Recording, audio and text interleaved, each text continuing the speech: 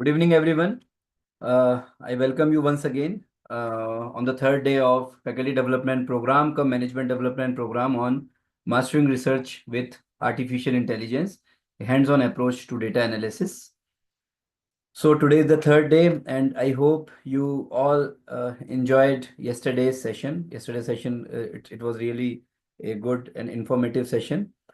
And once again, I welcome on behalf of Inspira Research Association and KCECS College, Jalgaon, Maharashtra, Professor Manvinder Singh Pahwa, sir, our esteemed resource person. Sir, welcome, sir, once again, sir. Pahwa, Yeah, thank you, Ravi ji. Thank you, sir. Actually, मेरा जैसे यहाँ से audio mute होता है वो बार बार मांगने लग जाता है. नहीं, now you are the co-host, sir. तो अपनी Okay, fine. Yeah. Still, participants are having their logins with their not there with their names.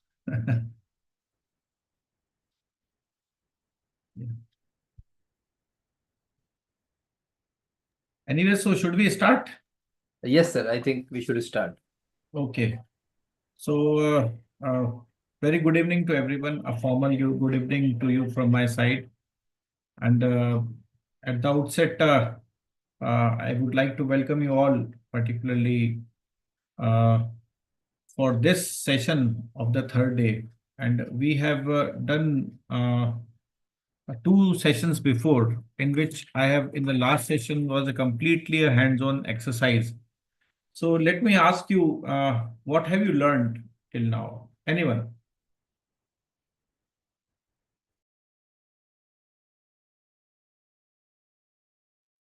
Yes. Hello, sir. Yeah. It's Yeah, me, Shambhat Sanbad. Banerjee. Yeah. Sir, in the first day, we have learned the fundamentals of the research analysis and research analyst, and many fundamental With your video, please. Okay, sir, just a minute. Yeah. Yes. Sir, on the first day, we have learned the fundamental things of the research. On the very second day, we have learned how the ChatGPT is used and how data is exported for the research from the computer to the ChatGPT for the analysis, and different tools of the Anaconda Navigator, and so many things. Okay. So how many of you have tried? Thank you, Sanbadji. How you pronounce your name? How you pronounce your name? My name Shambhat, SANBAD, Sanbad Banerjee, sir. Sanbad. Okay, Sanbad only. Okay. That Fine, means fine. news. Okay. Great. Thank you. Yeah. Yeah. Anyone else who wants to share that somebody might have, done some practice by your own?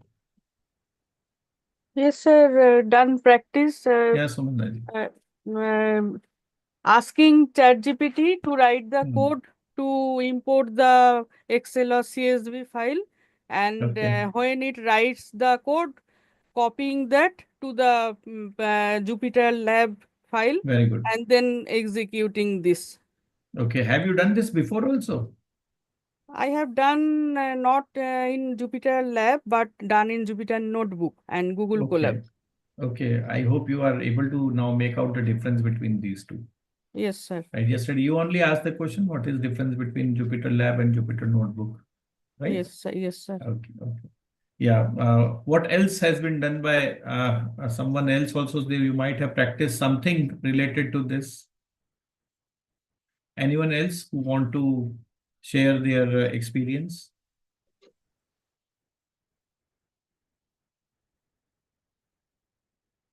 Yes, Chetna ji. Yeah. Unmute yourself, please. Sorry, sir. Yeah. Sir, I also tried. I told ChatGPT to write a literature review. But when I got the literature review from ChatGPT, when I checked it, so I could not found some of the reviews on Google. So is it there ki it gives wrong literature review? Yes. Sometimes it gives the wrong one also. Sir, so how can we rely? See, relying on artificial intelligence is a not recommended at all. Okay. Particularly when you are asking for searching something on the net, right? It is very good in doing analysis. It is very good in producing the results and all that. But at least to some extent. And secondly, again, another important thing is how you have given your prompt.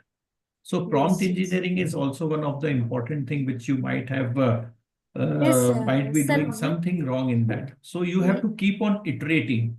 So do you have a full version of ChatGPT or you are using? No, sir, it's a free version. Yeah. So after some certain iteration, it will not. It might have got stopped. Am I correct? Yeah. Yes, sir. Yeah. Yes, sir. So it will ask you for come again for after a certain period of time. Yeah, Right? sir. Yeah. So this happens because otherwise, who will purchase the full version? Yes, sir. Yes. Now, what happens is that while you are giving the prompt, prompt also matters, that what type of thing you are asking the ChatGPT to produce. Okay. So if you will be, that's why why I took the example of that I want to win a Nobel Prize. Yes, So I asked for winning a Nobel Prize. So is winning a Nobel Prize something which should be in which ChatGPT should help me? This is again a big thing. So it is something which is beyond ChatGPT I have asked. So sometimes you might have asked certain things to generate. If you remember, we tried generating certain things from certain specific journals, if you say, suppose Nature or Science. These are the magazines, these are the journals which are very, very important, and these are highly paid journals. So ChatGPT is not having access to that. Yes. Okay, but yes. Sir, one more question. Yeah, just a moment. Let me finish.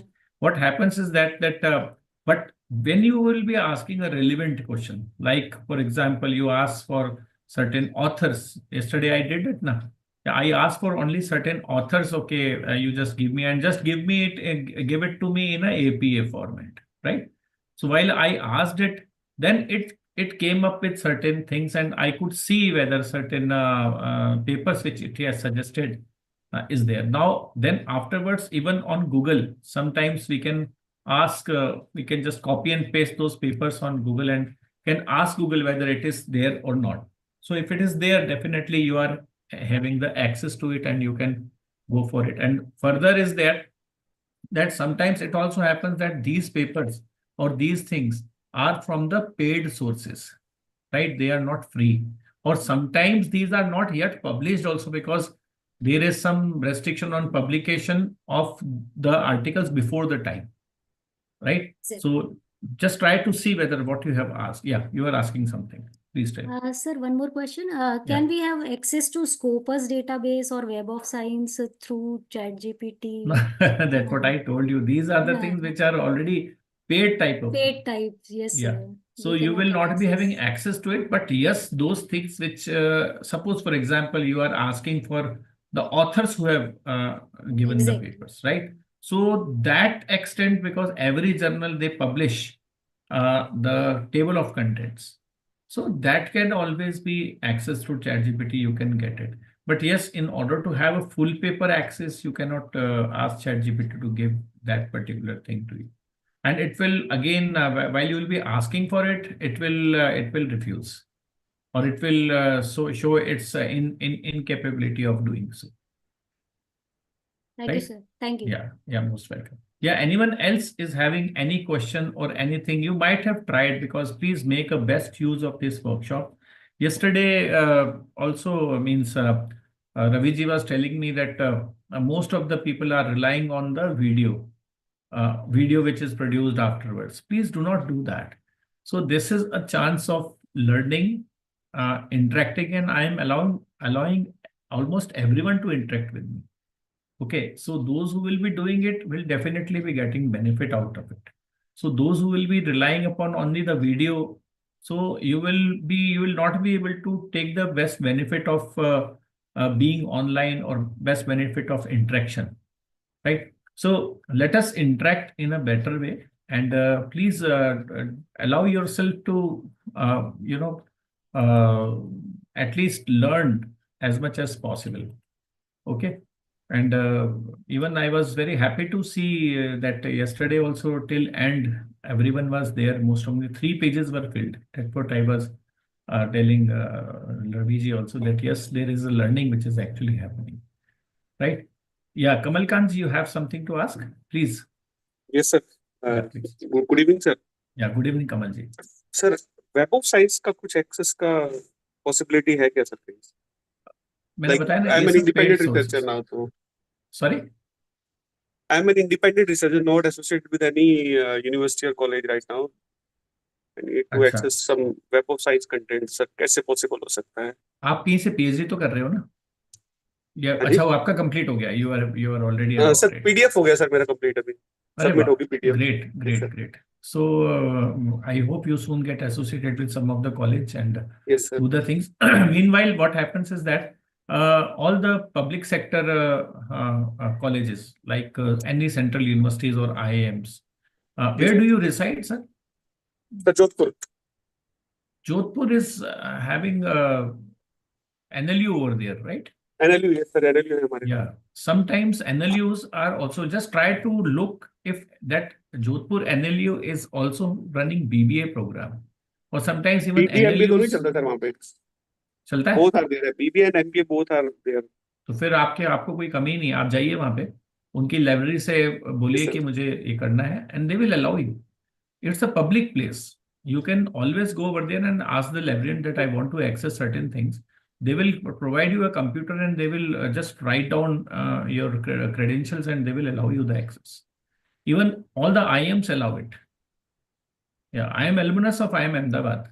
So I Sir. have some access, and specifically if you need some paper, you can contact me also.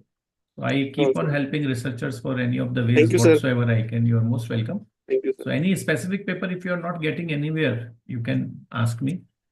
Okay. And Sure, sir, one sir. more thing is there, if you might be aware of this Actually, sir, I was. yeah, Sorry, please I tell beg me, your please pardon, tell. sir. I was looking for Web of Science access to write some bibliometric analysis sort of papers.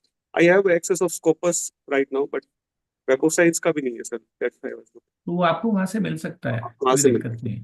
हाँ जी, Thank you, sir. मैं समझ गया आपका purpose, क्यों Thank you. आप बिब्लियोमेट्रिक analysis पे काम करना चाह रहे हैं, इसीलिए Yes, sir. कितनी बार चाहिए होता है.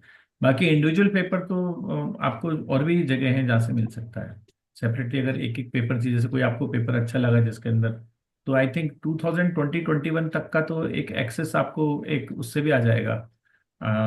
इसको क्या बोलते हैं, आपका SCI हब से भी आ जाएगा. SCI हब तो Sai आप Hub, sir. जानते होंगे. Yeah, sir. Sai, Sai Hub. हाँ, साई हब, SCI हब, जैसा भी हो भी आप बोले, तो हाँ, वहां sir. से भी मिल जाता है. बट वहां पर अब एक्सेस बंद हो गया है. इट कम है प्रोवाइड्स सर, एक्सेस. एक्सेस बहुत कम है अभी. नहीं, वो अब कम इसलिए हो गया क्योंकि 2021 के बाद के पेपर आपको वहां नहीं मिलेंगे, क्योंकि नहीं वो भी है अब बैन हो गया है एक तरह से, because it was providing all backdoor entries, and उसका तो स्लोगन ही यही है. तो खैर वो चीज रहती है. ठीक है, Thank you, sir. तो बाकी I am there in case you need, right? Thank you, sir. Yeah, most welcome. Anyone else is having any problem you might have faced while using the ChatGPT, which we have discussed yesterday? In some practice you might have done. I have also shared with you 2 files today, right? On which we will try to do certain things today itself, right?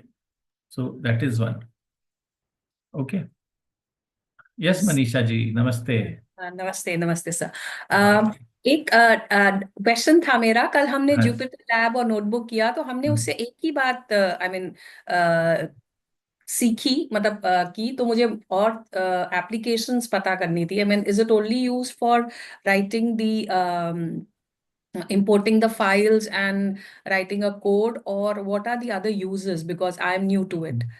Then see, what happens is that see, Python is a open source. Okay, Jupyter is one of the thing which actually runs Python program. Okay. All right. Now what happens is that there are various other things. Suppose, for example, you want to transcribe a video into audio. Okay, you want to take out the video from the audio, or you want to you have the audio file, or you have a video file. Okay, so that video file you can upload over there. You want to extract only text out of it. That can also be done. There are beautiful ways of creating your PowerPoint presentations using the Jupyter, I mean to say the Python code itself. So Python is a open source, like R programming is open source, right? So there are n number of things you can do with Python. Actually, what happens is that this particular chat GPT also uses Python only. That's why it gives you the code, but it will only give you, because it is you can say it's a paid type of version where it is very easy. You are just saying, Alexa, do this for me, right? So Alexa will play a song for you. In the same way, you are just writing certain prompts over here and the things are getting done for you. Okay, so it has made the Python easier. GPT is nothing, but it is actually, it is intelligent enough to understand what you want and accordingly is executing it. And again, asking you whether it is correct or not. Do you want something else? So they are providing a very good customer service. And for that, they are charging. Otherwise, everything can be done using Python and R programming. R is because big data analytics also can be done using these two languages. Python is something without which I think today's survival is damn difficult, those who are data scientists. So a lot of things can be done. You can keep on exploring. And even if you want, I can tell you sometimes else, you can take my number from Raviji. Yeah. I will also share on my PPT. So All right. you can have n number of things done through Okay. this, provided Sure, you have some time to access the things and do the things in that. Yes, sure. I also need to work on it. Yes. Okay, Sure. yeah. एक Thank शौक होना चाहिए. You should be having that particular passion to Learn. proceed further, and Yes. everything can be done. Definitely. I'm happy that you are passionate about doing the I'm things. trying to, yes, learn. I'm old Yeah. enough, but then I really want to catch up with the new generation. I'm older than you, I suppose. I don't know. I've colored my hair, so I really don't know. But thank you so much for your offer. Yeah, I you're will most definitely. welcome, always. Thank you, Yeah. sir. So anyone else who has done something and is having some problem or some question, because 2 days we have already tried our things. And if you need to ask something, you can on that basis, whatsoever we have done and learned. I hope you have now some hands-on to this chat GPT itself. Right? So if you have some question, please ask me. Repti, I think you have done certain things on which you asked certain questions yesterday also. Repti, Gurneet ji, right? Yes, sir. Yeah. In my thesis, I asked ChatGPT regarding my statistical test and pre-assumption test, and Okay. I just check whether I did or applied in my thesis and etc. That is a little bit, but I use ChatGPT. Okay. That's great. That's good. That's very good. Okay. Thank you, sir. Yeah. So may I? Yeah, please carry on. Yes. Sir, yesterday I used all the points which you said for the prompt engineering, and I did and I applied, and I was successful, very much successful in getting the results. Great. Just one thing which I got was like the same thing you explained today also, that chat GPT is not much reliable. Like why I asked for the review of literature and chat GPT gave some points. When I again gave the prompt for its authenticity and proper links, so chat GPT said, I do not have the access of the journals. This is what you explained just right now.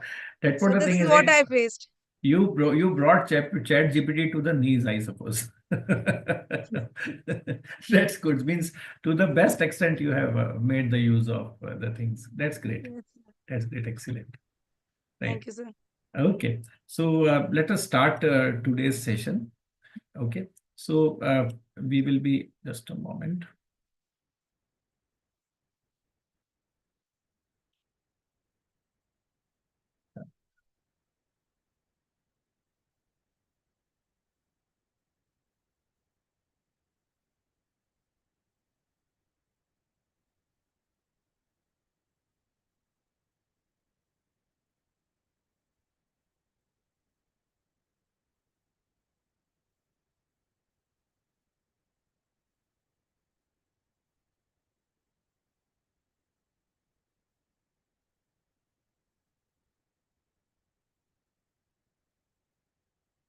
Okay, let me share the screen itself.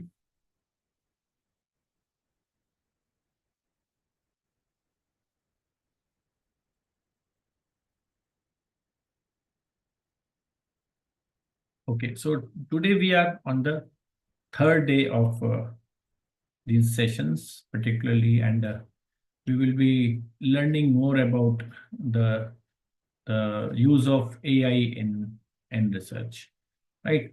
So we will be starting with some data screening, because before we proceed further with the data screening, or before we dive into the data analysis, it's important to first screen the data, because the data which we are analyzing may be requiring certain filtration or may be requiring certain things. So we have to check about these missing values, or you can say the outliers and the normality and the skewness. So before we dive into this analysis, it is important to first screen your data to check for the missing values or any extreme values in the data set. So these extreme values are nothing but the outliers. And these outliers are more dangerous, and they may spoil your results completely. Now, from where these outliers come from? So these outliers are nothing but those people who have filled your questionnaire without actually recognizing it anything. Because sometimes we pursue to our users to, because our data collection happens from the human beings. So now what they do is they actually, because just they do not have time, or they just want to make you happy, what they will do is they will just take all the things, all 5 or all 000, means neither means fully dissatisfied or fully satisfied for all the things. So this what will happen in this case? In this case, you will have this person as an outlier. It means that he has not filled any reliable data. But outliers are very much dangerous, because this directly impacts our averages. So this is very, very important to weed out these outliers as such. Additionally, it is very crucial to check the normality, right? So whether the variables you are analyzing, they follow a normal distribution, and moreover, you should test the skewness also, which indicates to the extent of to what extent you can say the distribution deviates from the normality. So that is again one thing which is required to be checked, or to be assessed before we proceed further. So these 4 checks are essential data screening steps, you can say, that one should perform before analyzing any data, as they set the foundation for a further data analysis process. And these checks helps in determine the type of statistical test you cannot apply, or which test you should use with a caution, means what test can be applied and what cannot be applied. These are the things which are actually required, or these things are the indicators, or these things are the you can say the flag raiser, where you should because yesterday also we saw that if a data is not normally distributed, we cannot apply a test which is parametric in nature. So normality, skewness, these all things are very, very important. So for example, if your distribution deviates from the normality, you should not consider parametric, as I have just now told you. In such case, you cannot apply those tests. Like yesterday we were talking about t-test. Now there is another parallel test which is there. We have to see to what extent our things are applicable to it, and how we will be able to understand. Because what the thing is, if we will try to apply ChatGPT will do it for you, but nothing will, means it will not be correct for us to understand. Suppose, for example, you want to apply regression. A linear regression is also having certain assumptions. Regression is a topic which we'll be discussing in, I think, on the 5th day itself. So there are certain things which we have to consider, particularly when we are talking about regression. So this regression needs to be done if certain test of a test regarding the normality or randomness, these things are fulfilled, then only you can go for regression. Otherwise, you cannot go. Okay, so these are the things which you have to go with the certain things. Right. Now, let us just take these one by one. So first most thing is the treatment of the missing values. Now, what are the missing values? You can say missing values, you can say, are the values which are not being recorded in the data set, or which are dropped down, or which are missing from the data set. Just consider, for example, this is a data set. Consider this data set that have been we have been referring. We have referred this data set yesterday also. So there are certain missing values. So if you see in column number B, row number 12, right? Column number B, row number 12, this data is missing, right? So there is no observation for the survival time in months, and this absence actually represents a missing value. Similarly, other columns might have a missing value as well. For instance, if you go with the column B, and if you see, I think it is there. Okay, just open the data set which I have already given you. This missing data set, the survival heart stroke missing data set, I have already given you, no? Just see, and please tell me what are the values which are missing.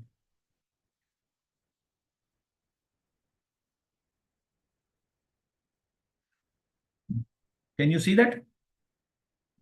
Yes, row number 33. Absolutely.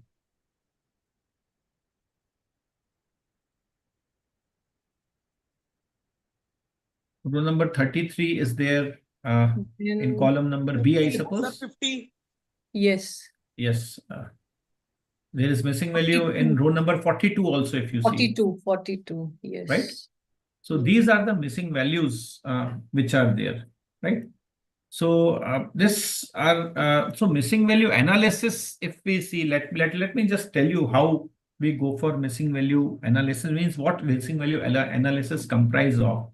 And then afterwards we will be doing this means extracting the missing value out of this, right? So actually these missing value analysis have significant implications. I have told you what implications it is having. It may affect completely your data set, and accordingly the mean, averages, or other statistics which are influenced by the extent of the missing values. So it is essential, you can say, to analyze these missing values before you go with your data analysis. So there are different approaches that can be used for missing value analysis. It is based on your understanding and the data requirement. Broadly, these methods can be classified into these two categories, which I have just now given you over there. Naive method is there and imputation method is there. So naive method, if you see, it is again having two things. That is, either we do nothing with this or delete the pairwise or the listwise type of thing. So this actually involves ignoring the missing values, or you can say using just a simple strategies of deleting the missing values as such. Now, if we see the imputation method actually comprise of 6 more methods, you can say, which are there. So imputation methods, they involve calculating and replacing the missing value with estimated value based on the patterns in the data. For example, you can calculate a value to fill in the missing observation, right? And using the existing data trends. So the same thing is available in SPSS also, let me tell you. But this is more robust. Why it is so? Because SPSS will only take the calculation on the basis of what is there in the table itself. It will also take, but it will apply those things of which SPSS is not able to do. So I will talk about those things also. So if you were to conduct a missing value analysis on a data set without advanced statistical knowledge, you might choose to ignore the missing values as such, right? In such cases, the software automatically excludes the missing observation during the calculation. For instance, if you have, suppose, 71 data points for survival time, but 3 are missing, right? The software would calculate the mean based upon the remaining 68 points. Now, what we can do is we can also calculate the mean on the basis of whatsoever is given. Suppose, for example, if we want to just have this particular data set, let me just open this data set for you and we'll do the calculations accordingly. Just a moment.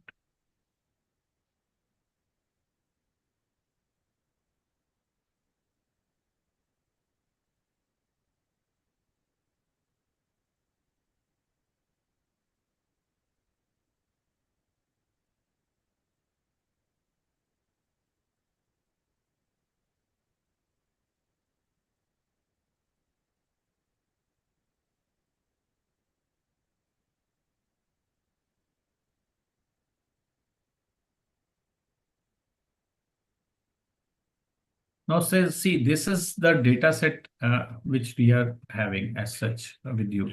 So this is comprising of 72 data, right? And there are certain things which are missing. So suppose, for example, I want to replace the survival time in months. So what I can do is I would like to, go with the average. So what I will do is will calculate average. Sorry.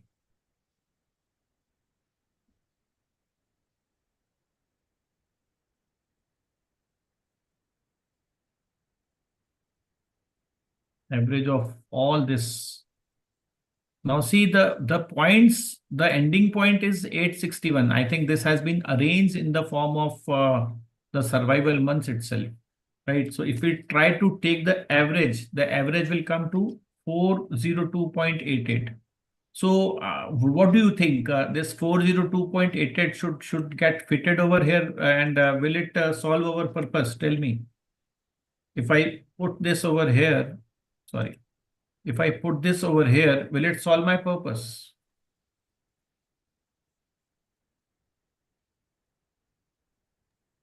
No, sir. Why so? I have calculated average. Sir, Yeah, go on. In the layman eyes, we can see there is no such values which is nearer to 402. So how Absolutely, do I because get it? yeah, so this is something odd man out in between, right? So Yes. if I keep on, or if I take averages of this, so there are certain things which are indicated with 0, right? This is the alcohol consumption. So how can I predict the alcohol consumption of a person who is not at all taking any alcohol at all? And if I put just an average of alcohol consumption of all people over there, so it will not be good. It will not give me a proper result, right? Now just remember this is a 4.402.8823, because here itself, if you see, there is a trend going on. So I cannot just replace this value over here in order to make it survival time in the months as such. So what I can do is I can have some other methods also. So this is the first most method. If you see, this is the first most method that is based on the averages, right? Let me get back to the slide.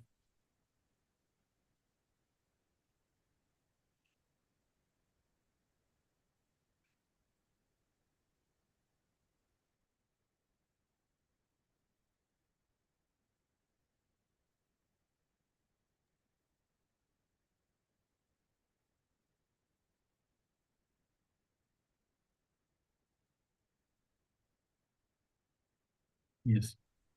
So if we were talking about this, so imputation method, the first method is replaced by average. Now here average will not be working because average we have calculated is the mean.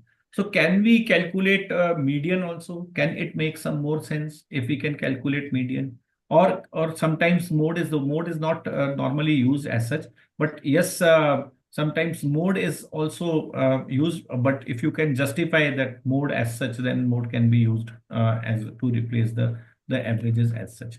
Now replacing by average, replaced by probable value, interpolation, regression, multiple imputation. These all are the methods which more are there in order to which can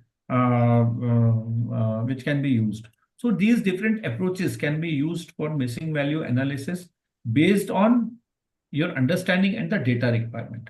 Broadly, these methods can be classified into two categories as I have already done, right? So in this means we have some other alternatives also. So what we can do is I have just taken the average as such. So alternatively, we can use certain unique notations. Suppose, for example, I want the software not to consider my missing values. Means not to consider missing values and do the analysis on the basis of the rest of the things. Now see, this data set is very big. It is comprising of 71, 72 data, right? Now this is comprising actually of 71 data. Now if I ask it to just ignore certain points, 3, 4, which are missing, it will not make much difference. But at the same time, if I'm having a small data set, then it will create a lot of difference. Now, this survival time or other things which I put as a negative, I can ask my software to just treat these negative things as such in that case. Now, if we talk about the deletion method, so there is in naive method, there is one thing to do nothing, and second is to delete the pairwise. So deletion method, or you can say what is given in the naive methods as such, are of two types. Now, these are list-wise deletion, which removes the entire case from the analysis if they contain any missing value. And the pairwise deletion, it excludes only a specific variable. Suppose in some columns of which some missing values are there, and retain as much usable data as it is possible. Now, these both, either whether it is a list-wise or it is a pairwise deletion, these are widely used method, and SPSS also uses this method. If you have to just ask it, you have to just tell it that it should go with what type of deletion method, and accordingly it will apply the method. So both list-wise and pairwise deletion are widely used, but it can lead to loss of data, because one or the other way your data is actually lost once you are using these methods. So it is very important to understand their implications, and you must choose the appropriate method for your analysis. More detailed discussions regarding these two are in this particular slide itself. If you just try to see, just consider this data as such. So just let me just make you understand the difference between the list-wise and pair-wise things, so that there should be some insight about this. So consider this data set, which actually contains a data of 4 patients, right? So 4 patients are there, A, B, C, and D.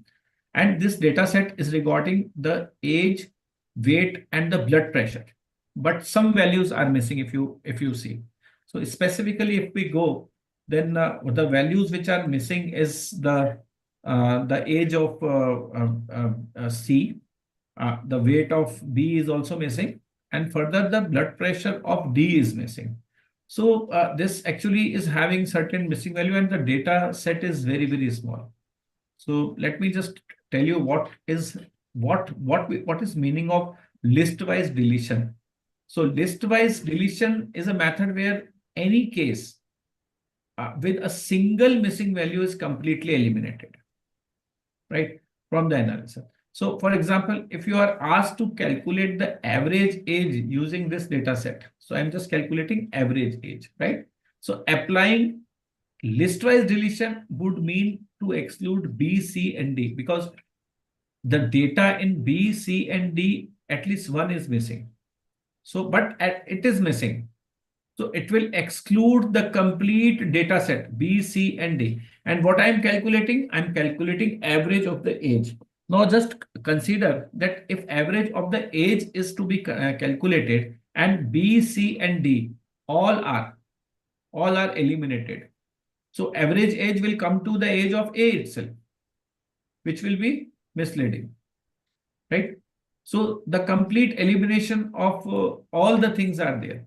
So while this method ensures a simplicity because it is just very easy to delete the things, it results in a significant loss of data. And in this example, you are left with only 25% of the data set out of 4, right? To calculate the average, which actually is a severe reduction in the amount of the usable information, if you see it from that point of view. So this was list-wise. List-wise means it will ask the software to prepare the list of those respondents who have at least one data missing. So even if one data is missing, so the entire list which it has prepared will go for a toss, right? So now we will left with a very few data which may mislead our result. Now, what should be the proper, if I want to take the average age, what should I take? Can anyone tell me? What data should I consider if I am considering to calculate the average age of the respondents? What should I take, or what should be the answer? What will be the average age as such in this particular case? Anyone?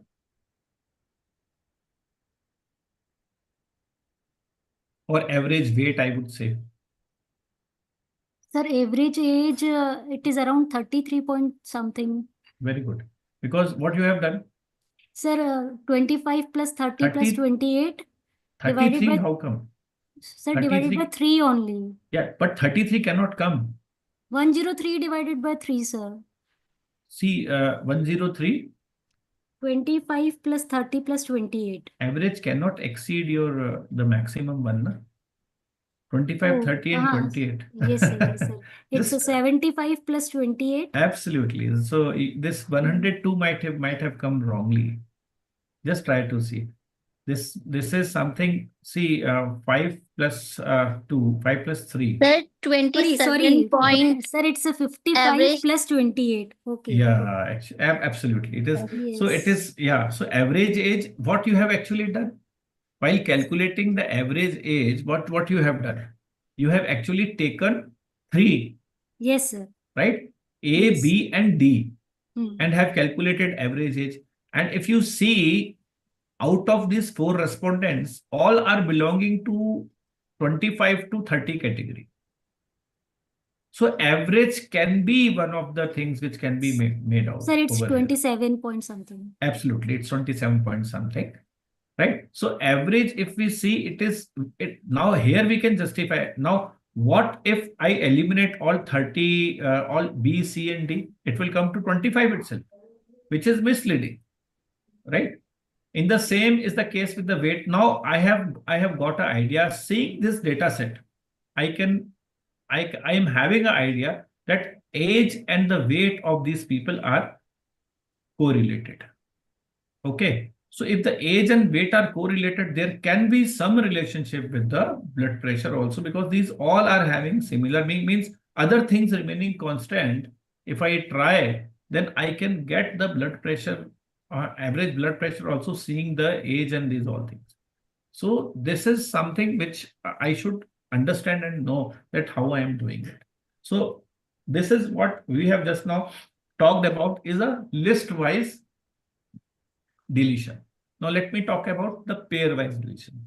So pair-wise deletion, because it is to address the loss of data which is caused by the list-wise deletion, pair-wise deletion can be used as such. Now what actually it is, this method eliminates only the specific data points that are missing rather than the entire cases. For example, when calculating the average age, the pair-wise deletion should exclude only the patient C, which you have just now done, and you have calculated the age as 27 point something. Okay, but it will include the age of the other people. So when calculating the weight, what it will do? It will take 60, 65, and 62. A, C, and D will be taken. And while calculating blood pressure, it will take A, B, and C. So this approach actually minimizes the data loss and is more justified when we are analyzing any specific variable. Another thing can be a correlation analysis, which I just now talked about. That the difference between the list-wise and the pair-wise, it becomes more apparent when we are calculating correlations between the variables. For example, I just told you that there is a correlationship between the age and the weight. If we see both are increasing with the increase in the age itself. So this can also be considered as such. So for calculating, for example, just you can consider the calculating correlation between the weight and the blood pressure, because it is correlated, means more weight will give more blood pressure. This is something which is a proven fact also. So with list-wise deletion, any case with the missing value in either weight or blood pressure is excluded entirely. So this would eliminate all the cases except those with the complete data for both the variables. In case of pair-wise deletion, what will happen? Only cases with the missing value in the specific variable of the interest are excluded. For example, patient B, the missing weight data is there, and patient D is having missing blood pressure data.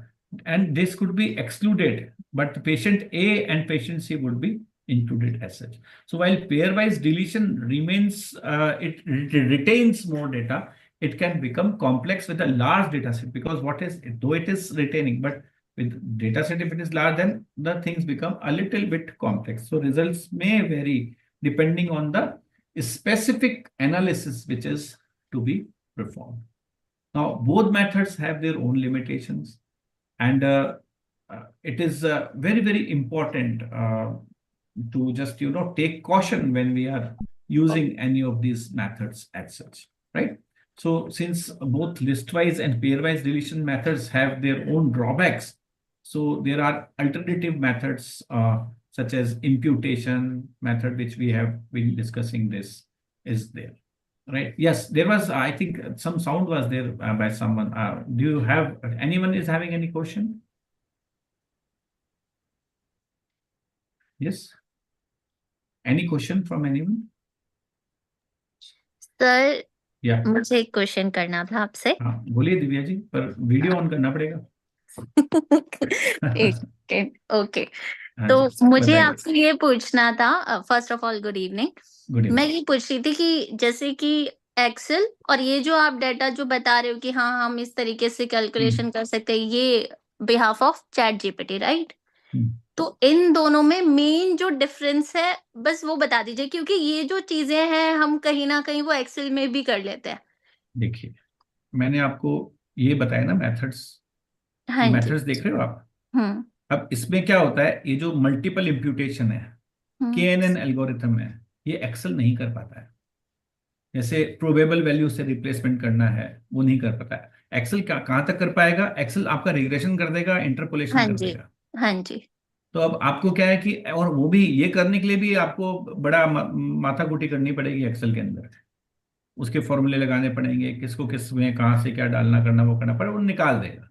ठीक है. अब है क्या, ये जो multiple imputation है और ये आपका KNN एल्गोरिथम है, ये माइस मेथड है. मल्टीपल इम्प्यूटेशन में आऊंगा, इस पर भी बताऊंगा आपको. ठीक है. तो ये चीजें एक्सेल नहीं कर पाता है. और अगर एक्सेल में आपको करना है तो वही VBA प्रोग्रामिंग करो. तो वो बात तो वही आ गई आपको, जो मैंने आपको बताया कि भाई अगर आप VBA प्रोग्रामिंग ही सीख जाओगे तो फिर आप पाइथन प्रोग्रामिंग सीख लो, उससे बढ़िया. तो हम लोग प्रोग्रामर्स नहीं है. Yes. हम लोग अगर है ना, अगर डेविएट हो जाएंगे, चलो मैं तो ये भी सीख लूं. मैं थोड़ा सा हो चुका हूँ डेविएट. मेरे को तो क्या है, मेरा तो एरिया ऑफ इंटरेस्ट ही यही है, तो इसलिए थोड़ा बहुत डेविएशन मैं कर लेता हूँ. बट हाँ, लेकिन कुछ मेथड्स ऐसे हैं जैसे जो which actually will make your work also easier and will be more authentic. तो वो अपन इसमें जो है वो कर पाएंगे. ठीक है. तो ये जो चीजें हैं, ये आपको, इसलिए मैं आपको बता रहा था कि ये इसलिए इम्पोर्टेंट. ठीक है दिव्या जी? जी, थैंक लेकिन यू. अब वीडियो होता है तो अपन इंटरेक्ट कर पाते हैं. जैसे मुझे लगता है कि मैं किसी बंदे से बात कर रहा हूँ. नहीं ये तो- बिल्कुल बिल्कुल सर। चलिए, yeah, anyone else, any question? Sir, list-wise deletion is so-called because the whole list, whole row is Yes, deleted. because And- you yes. remember the list-wise deletion in a way that entire list, it will prepare a list of those things which is having even a single missing value.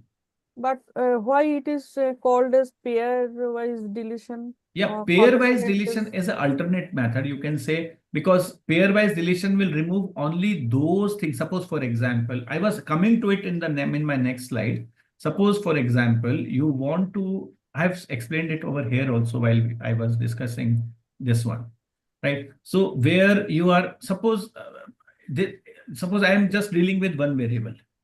For one variable, it is okay. I'm treating age separately, weight separately, and blood pressure separately, right? So I will be comfortable in doing the pairwise deletion because it will give me a more reliable result, right? Now, what do you mean by pair? Yes. Pair happens when you are having at least two variables. And two variables, suppose the basic thing is, suppose I want to calculate correlation. Okay. So you tell me, if I calculate correlation between weight and blood pressure, what are the points which I should take? Tell me. Yes. Weight I and must blood take pressure. either A and C. I have to eliminate B and D. Right? Yes. Now, this is called pairwise. Now, it has not eliminated everything. Yes, something returning here. Yes. So what is absent in pair? I don't have any other option except to eliminate the things which are in pair. Are you Yes. getting my point? Okay. That's why it is called pairwise. Okay. Thank you. Thank you. Yeah, most welcome. Yeah. So there are some imputation methods also that I have discussed with you, that there are certain methods which are imputation also in nature. So let's just understand what is imputation method for the missing value analysis.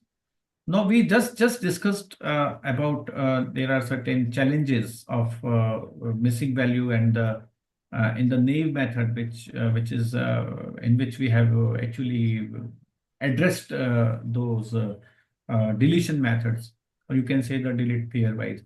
So imputation method actually a little bit more sophisticated because it retains the entire data set, but it replaces the missing value with certain calculated estimates.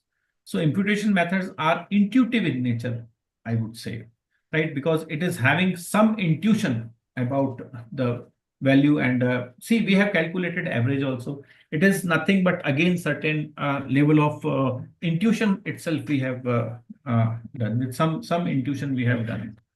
And it is also very, very much clear and straightforward to understand. For example, we have just now done the, you have calculated the average which has come up.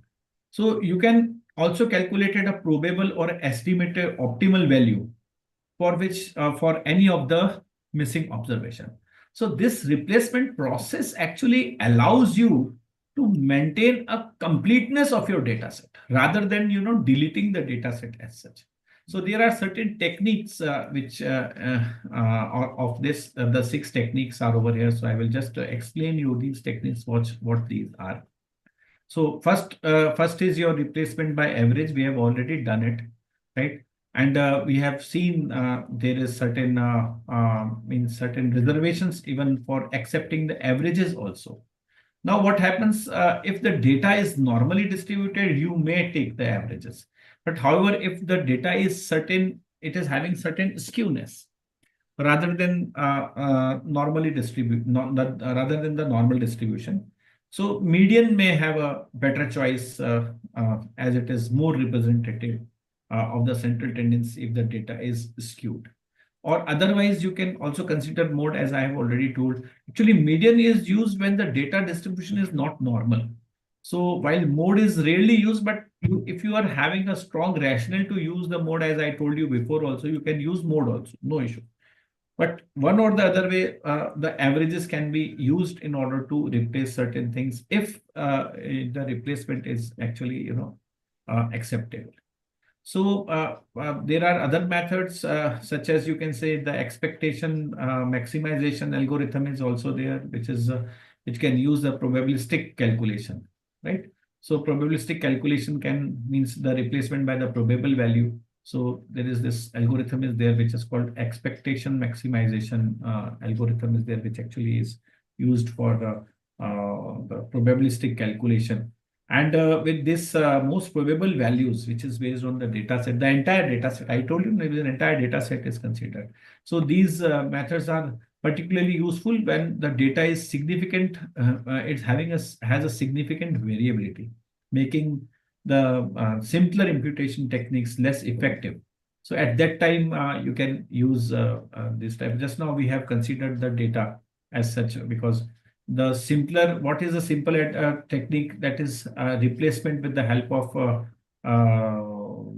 your mean was done, but it was not so effective. So at that time, we can actually estimate, or we can see that in case in case of the given variable where your weight is also given, your blood pressure is also given, and your age is also given, what is going to be the best fit? So accordingly, it actually goes with the probability analysis and comes up with this particular technique, which is called expectation maximization algorithm. Next is your interpolation. So interpolation actually is what? It is a time series method. This time series approach.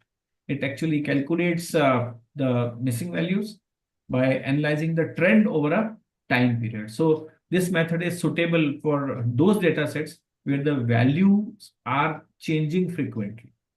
Okay. For example, you can use interpolation in case you are having some stock prices or some continuous data is there, which is having something drop down in between. So just imagine you are having a data of stock prices, and there are some 3-4 data in between are missing. So the things which are missing cannot have a very high or very low value immediately. So it will be having some value which is in connection with the other values itself. So at that time, you can have either this expectation maximization method, or you can even use the interpolation method in order to just estimate the things. Interpolation in this thing will be a better technique rather than going with the maximization expectation method. So this is interpolation means you are calculating something, or you are estimating something in between of the series itself. Or extrapolation is also something which is nothing but the prediction, or you can say it is a regression analysis. Next is your regression based imputation, or you can say regression analysis. So in this approach, what happens is that the missing value is a variable. Missing value are predicted as a variable during other variables, using the other variables in the data set as such. For example, if you know this, let us just take the example of this survival time itself. So survival time has a missing values. It can be regressed on the variables like event and the alcohol consumption, right? So the regression actually regresses the value on the other variables and try to predict the variables which is missing in between. So regression equation predicts the missing values, making use of the relationship between the variables, and try to actually calculate the variables which is missing in between, right? So in the same way, multiple imputation method is there. It involves creating the multiple data set. Actually doesn't create, but actually means in the mind of the mind, it creates a virtual data set, multiple you can say data set virtually, and applies the regression analysis. And these data sets are then pooled together to create a final data set for the analysis, and then it tries to predict the values on the basis of that. So this thing, as I have just now addressed, that this thing cannot be used with the help of MS Excel. You can say one of the popular variation is you can say multiple imputation by chained equation. So this is actually called MICE, multiple imputation by chained equations are there. So this systematically estimates a missing value across the multiple variables. Last is your KNN, which is K nearest neighbor.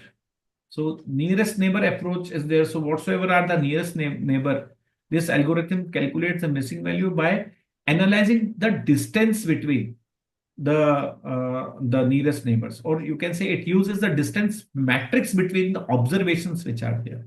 So missing value is estimated based on the values of the nearest neighbors.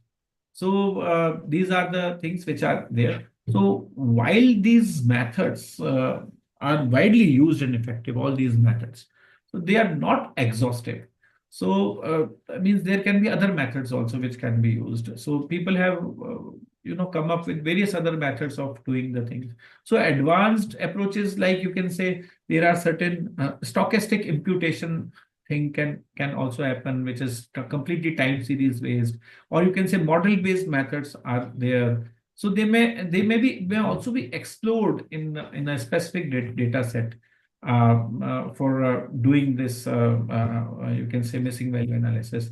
However, the method which are outlined here, they provide a robust foundation for handling the missing values analysis in most of the scenarios. So mostly these methods are the things which are used, or otherwise you can even use some stochastic methods of going with the missing value analysis. So this is what actually I meant for doing the things. So let us just try some missing value analysis with the help of ChatGPT, and I have already given you this particular data set. So let's just have that.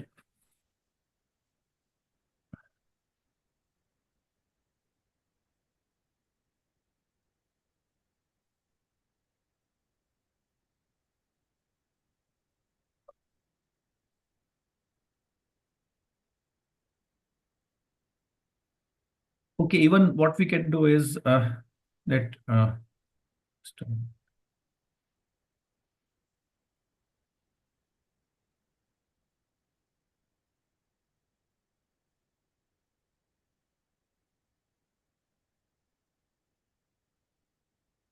let us just ask the ChatGPT for performing certain tasks for us. Let me just ask ChatGPT list down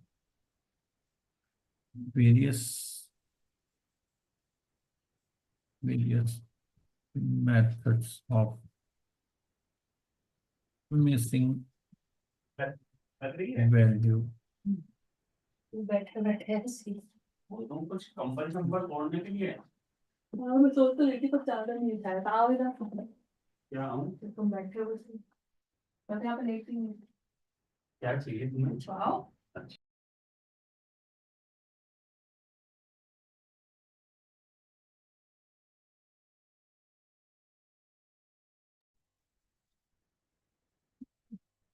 List down various methods of performing the missing value analysis. Let us ask ChatGPT once what are the methods which are there.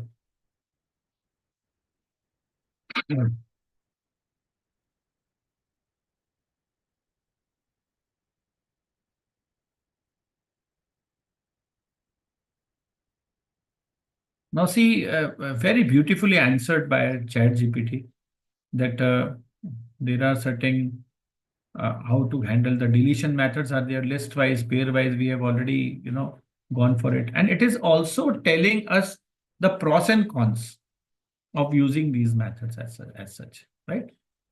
So there are certain imputation based methods which actually use. So mean, median, mode. I have named it as an average imputation. No, regression imputation along with the pros and cons. So this regression imputation considers the process that it considers the relationship between the variables. The cons is that it overestimates the relationship leading to the bias. KNN method is also there, which imputes the missing value based on the values of the nearest neighbors. right? Multiple imputation. Now this is one more thing, this hot deck imputation method is also there. So advanced statistical and machine learning methods are also there, like maximum likelihood estimation is there, random forest imputation is there, Bayesian methods is there, analysis based methods are there, weighing adjustments are there, sensitivity analysis, data augmentation. Visualization methods I have already can also be there, like you can say you can have bar charts or correlation matrix which actually tells you the trend of the things, right? Preventive methods are there. So we can even ask list some stochastic methods of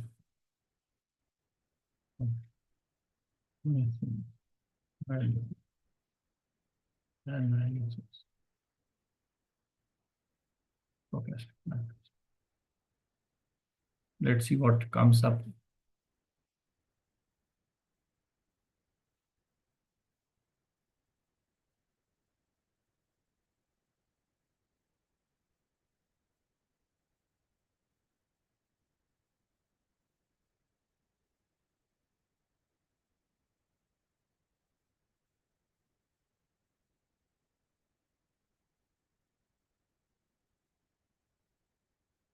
The multiple imputation method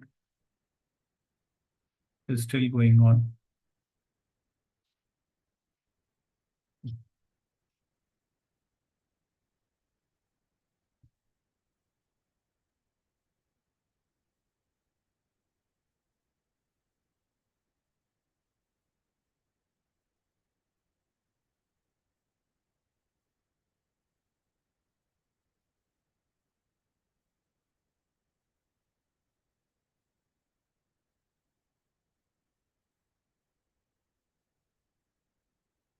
Now this is mice method is something which is the stochastic method. Multiple imputation chained equation method is there. Stochastic regression imputation method is there, right? So these are the things which there are other methods also which we have just now discussed. So let us now just consider our data set. So I'm just adding my data set over here. It's on the desktop. So this is the file which I have already sent you.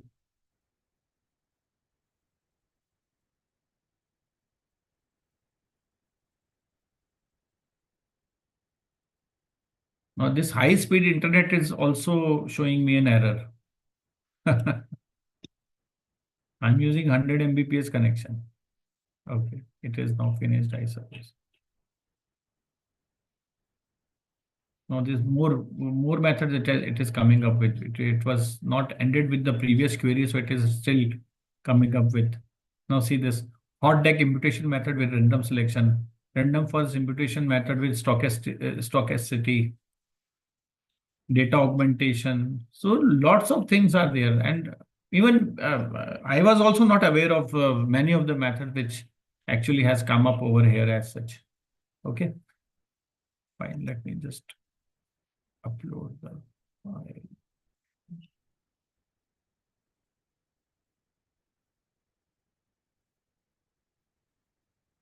So the file is already uploaded. So I will, so in the file itself, what we have is this, that we have heart disease history, survival time in months, events, and the stock consumption.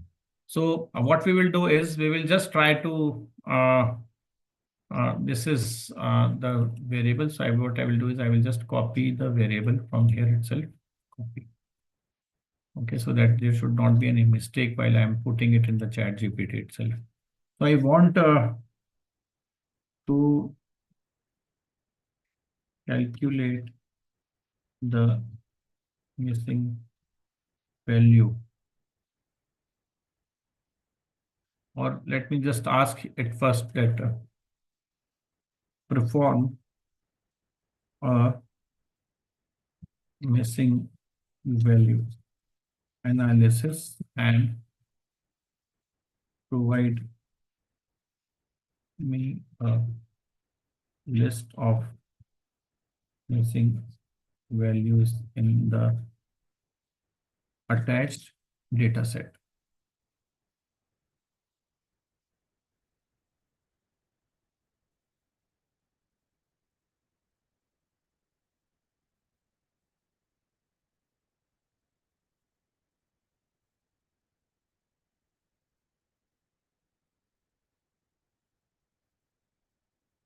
It has read the data set and now it is performing the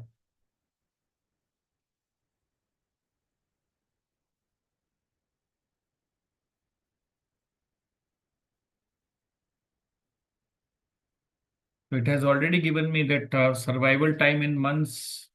So 3 in all the 4 variables, there is no missing in nothing is missing in heart disease history.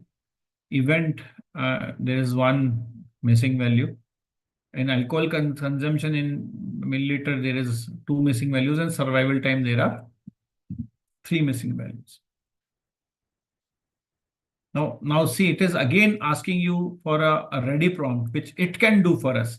So how to handle the missing data efficiently, and can you visualize the missing data patterns? So this we can, let us just go one by one. So how to handle the missing data efficiently? Let us just try to see this, what it comes up with, because it is something which it has prompted us to ask for.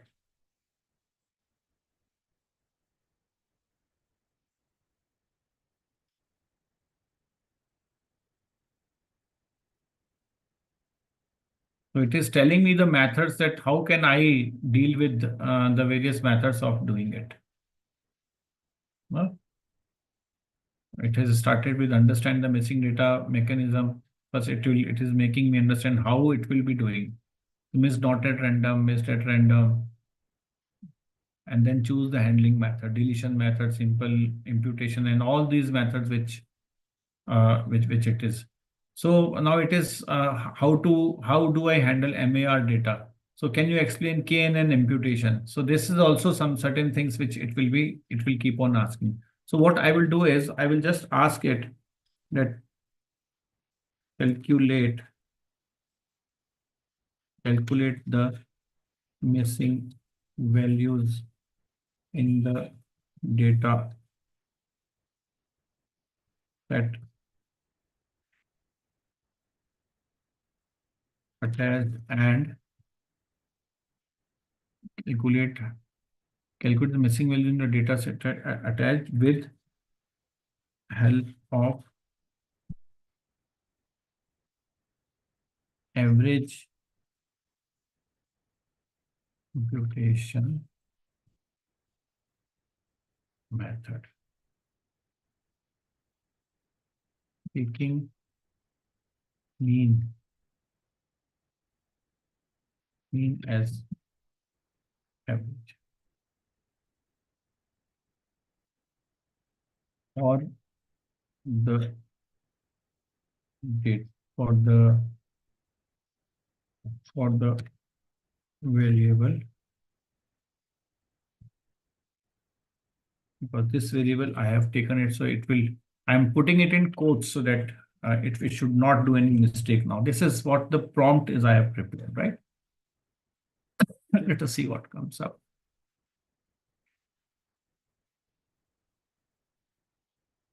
Now see, this if you remember, this we calculated in our data set as such. If you remember, this is what the figure is coming, which we calculated in our data set. It is also showing the same thing, which because I have taken it as a mean. So let me just change my prompt from this to see, changing my prompt to in case of mean, I'm asking it to take as median. Let us see what happens, to what extent it will come.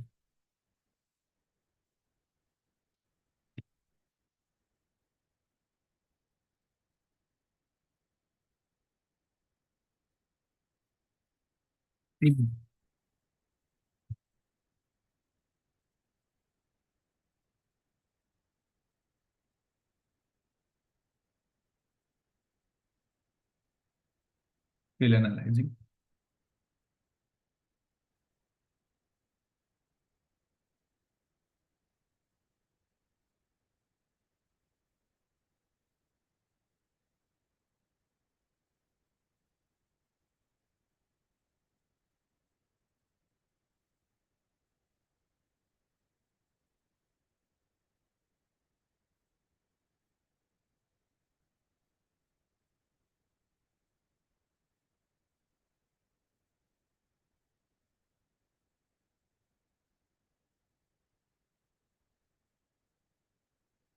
Ask it again.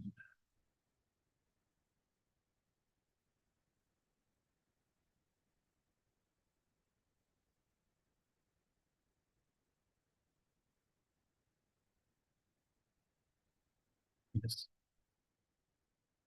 It is again calculated it as 402 only. Okay. Let us try some other method.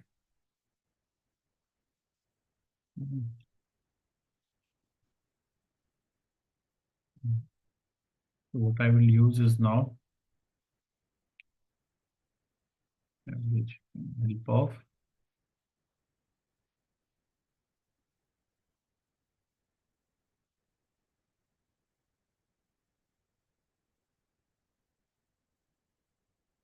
KNN method. Let me just try.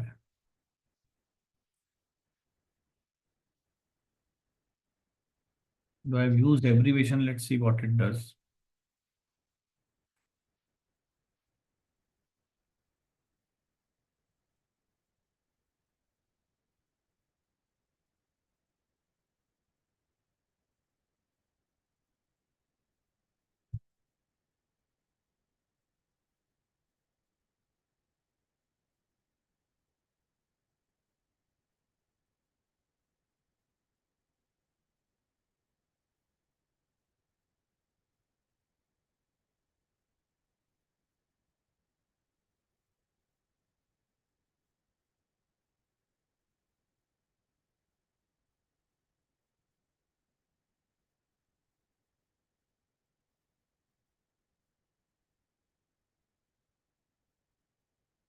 Was successfully imputed using KNN method. All the missing values in this column have been filled.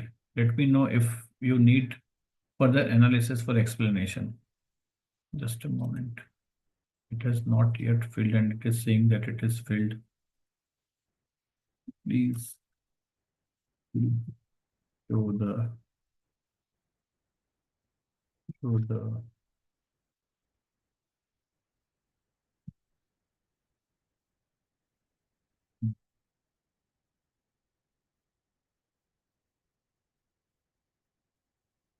Excel file after performing.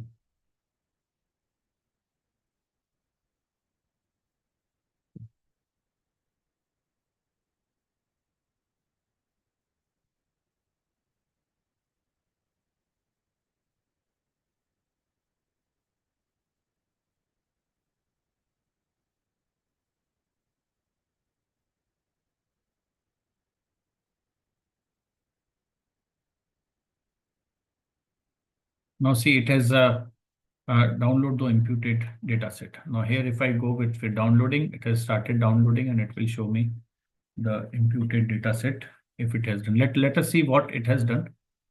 So accordingly, we will be able to understand and know, and we will be having more confidence that it has done it correctly. Network error, regenerate. So I think it has come up to my downloads, I suppose. Let me just check.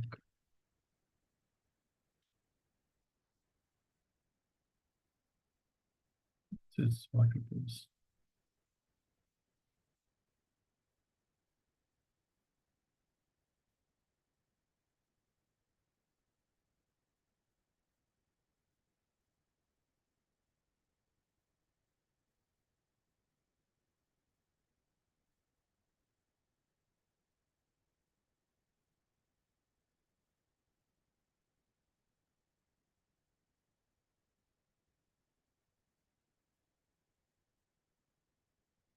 Same data set actually.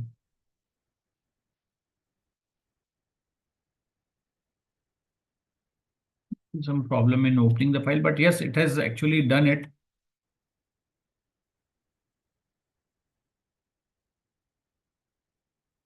Because there was some problem in regeneration also, it might have, okay, updated file.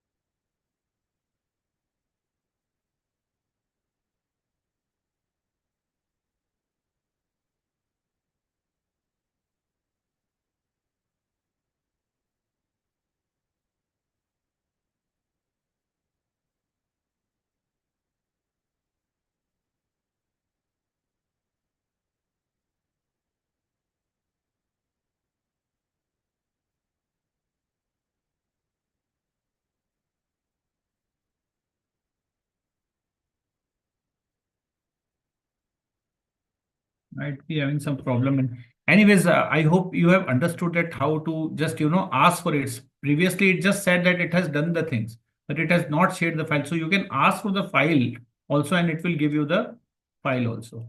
Okay, so in this way, this is what we can have the missing values addressed, particularly when we are dealing with the missing values in our cases. So missing values is also one of the most important curse. Sometimes we are not able to process the things. So this can be, I think, helpful for all of us to just, do the things in a better way, I suppose. Right? Any questions up till here? Yes, sir. I have a question. May I Yeah, ask? please. Yeah, please, Sangha. Sir, when you were doing the missing value identification in the ChatGPT, as you shown, you Yeah. have given the comment that the method of average should be used in finding out the missing value. Yes, But yes. my question is there any relationship between the nature of data and the method of inserting the missing value, as you said? Suppose, So sir, actually, I have not shared my data with him for asking the method. I just asked him that I have just asked ChatGPT that you tell me various methods at that time, okay. right? Sir, So yeah, yes, Sir, yes. actually, what data you have given, that is a data of a physical component of a particular person, age, blood pressure, etc. But the Absolutely. nature of the data is purely diagnostic, physical diagnostic basis. Very correct. But, Very correct. but when I put the data regarding a stock market variable, then Yes. the nature of the data is completely different. So Absolutely, it is different. It's a time series data. This is something which is a primary data. What you will be putting will be a data which is this data is a primary data, right? What you will be Yes, putting is a completely a time series, though that is also a primary data, I would say, because you are using that data particularly for your purpose, right? Now, again, in one of the workshops, somebody asked me that what is the difference between primary data and the secondary data, right? So the stock, you tell me, the stock market data is a primary data or a secondary data? data, sir, secondary No, data. sir, it is a primary data. For your What's- purpose, yes, of course. Now, what is the definition? This is what I am taking it up. I also accepted this after a very long time. Okay. So let me, because this is one thing which I think everyone is listening and they might be curious about that. How come? Okay, you tell me another thing. The data which is generated by your balance sheets, is that a primary data or a secondary data? The primary Sir, data. primary data, sir, because you are calculating it. Yeah, fine. That is okay. But once it is published and you are using it, what is that now? Then it is secondary data because I No, have it is provided. still a primary data. Oh, sir. Acha. Yes, it is still. Now see the nature of primary data itself. Yeah, Amneet, you have just not told. Can you just give me some clarification about? See, we are studying research methodology, right? And AI is some tool, so we must apply our minds also. So yeah, so let's have a discussion over here, and I think I will be able to clear the doubts also. Yes, Amneet, how can you say that the data which is generated by a balance sheets are primary? Please tell. So because Yeah, let Amneet tell. Yeah. Okay. So because we are using it as a primary for the decision making, because if you want to study something, you want to research something, you want to take decision, and you are using that balance sheet data as a primary data to analyze, or you take the decision in your own way. Fine. So that is a prime. What is definition of primary data, Amneet? So which is not processed.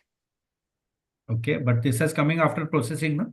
Yeah, it's after processing, but everybody can use it in their own way, because everybody is not doing research in the same way. Okay. Everybody objective is different. So we Okay. are using that data for your own objective. Very good. Very good. Yeah, Sanpatji, you are having something to say over here? No, sir, it's all right. Okay. So the definition of primary data is, see, the word primary, what does the primary means? Primary is something which is the first hand. Okay. This is a first hand data which is being generated for my purpose. I have my own objectives. I have my own things, and I'm using the data for my purpose, my own purpose, right? Right, sir. Now, what the thing is, what is secondary data? Secondary data is a second-hand data, I would say. It's a second-hand data. It means the data has already been processed. After processing, listen very carefully. Sanbatji, please. After processing the data, it is published. Right? Now, the person who do not have any other option, because they are not at all capable of getting the data according to their needs, they are using my processed data. Are you getting my point? Now this data will be called as a secondary data, right? Now you tell me, what can be the secondary data of, if you are saying that the stock market data is secondary, what will be the primary data of that data?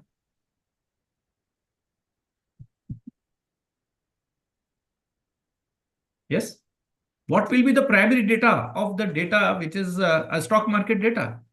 Can you have any other data except what is there? But yes, what I can do is I have taken that data, processed that data, and have come up with a conclusion that whether you should purchase or sell the certain things or not. Or secondly, I have come up with that data in order to take a decision that I want to put it in a kitty of my mutual funds. Okay. Now this data has become secondary because I have already taken a decision, and that decision I have published, not the data as such. Getting my point? So in that case, this data will be primary for me, which is being published by the stock exchange as such for various other purposes. Okay. Any data which is produced by a report. Okay. Suppose, for example, there is a data the data which is generated by Reserve Bank of India. Okay. It is a fresh data as such, which is published as such from the balance sheets of the banks on the Reserve Bank website, will still be a primary data. But yes, if somebody has processed it with the help of certain reports they have produced, and they have reproduced that data in their own ways, their interpretation, that particular interpretation will be secondary for me, because now I am using that interpretation in a way as I write my literature. Getting my point? So we can say that, sorry. Carry on, please. So we can say that all published data is not a secondary data. Absolutely. That's what I want to say. The published data, see, if you have an answer to this question, that if that data is secondary data and there can be something primary of that data, then you can say that is secondary. But if some data, so just now I've asked you that a data which is already published by a stock exchange, okay, what can be primary of that? Nothing else but that data itself. It means that data is not secondary, it is itself a primary one. Hardly matters has it been published. So what? Suppose, for example, I have collected some data from my respondents, okay, for my purpose. and I publish that data as such on the web, will it become secondary? It will not become secondary. It will still be primary for me. But those who want to use it for their own purpose, their own cooked purpose, which is different from my purpose, it can be secondary for them. Okay. So publication of any data may not make it secondary, may not. Okay. This is what the thing is. So I got deviated from what the thing is, but this doubts needs to be very, very clear, right? Because we all are researchers, we are doing research. It took me a lot of time because I also brainstormed. And recently we had one capacity building program at Sagar. There also I explained this, and there was a lot of, discussion happened on this. So when we are scholars, when we are doing certain good things, we must have good discussions, right? Yeah, Jagruti ji, you have something to say? Yes, please. Yes, sir. Sir, I want to ask that data published on EggMarkNet portal, the price and arrival data of agricultural commodities. They give on the portal monthly data of commodity arrival and price data. So is it a primary data It's a or primary secondary? one. It will be called as a primary one. Oh, okay. See, Same way we get the export suppose, data. for example, yeah, everything whatsoever is the factual data. You tell me what can be the secondary data of, if you are considering this as a secondary, what can be the primary of that? Let me give you example. Let me give you example. I am producing annual report of the company, right? Okay. On the basis of which I am just telling that I have taken so much of decisions that I will invest here and there and whatsoever, right? At the same time, I have that data with me, which is produced from my final accounts. On the basis of that, I am taking decision, right? So the data which is there from my final accounts will still be a primary. But the things which are on the basis of which I have taken decision or I have put in my annual report is secondary one. So it has become second hand now. The data will remain data. But whatever I have produced, right, out of that data is now is a secondary one. Okay, so no one explained like this, sir. We were always saying all this data as a secondary data. Yes, sir. See, this comes by the experience itself. See, I still have, because many people may disagree with me, but I have a strong reason for it. If you have any other reason, please counter me. I will accept. Right. If I see, it will be learning for me also. Yeah, please. Sir, one question. Chetna. Yes, Chetna. Sir, as you have told, the data which is published by RBI, but RBI, if it is preparing a report on various banks' performance, so RBI will use the data reported by various banks. No issues. Does not it should See, be considered as? See, the report of the RBI, Yes. which is giving conclusion out of that data, is a secondary. Getting? But the data you are having first hand, because that data cannot change. That data cannot change. So that data will Showing, yeah, RBI is showing that data only. It's okay. You can consider it as a primary one. No issues. It is a primary.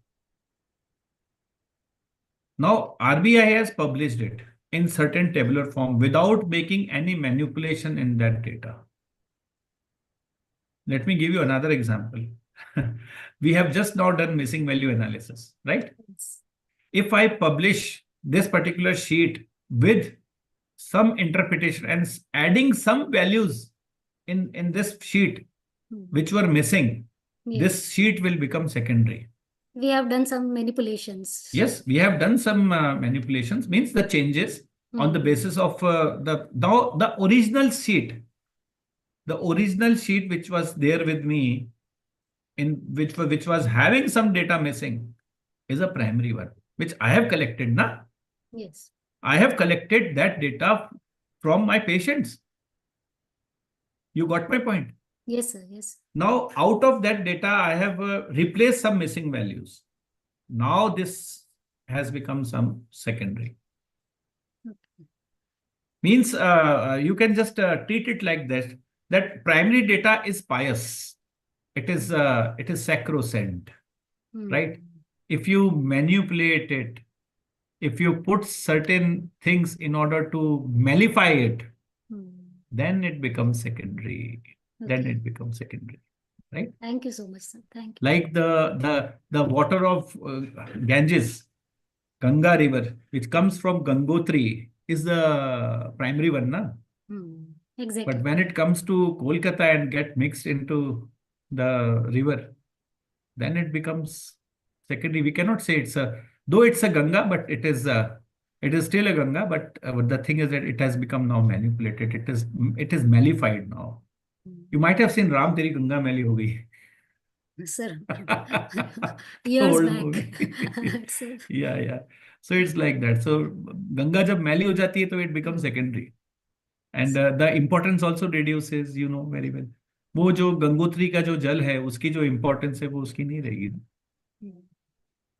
So anyways, so going off the track, but I hope it was interesting. Yes, and sir. it was Very eye-opening also. knowledge giving, sir. Yeah. Okay. So let us now. So I hope you have now understood that how we can proceed further with these things, right? Which we call it as you can say the missing value analysis, right? So let me take you further towards other things. Okay.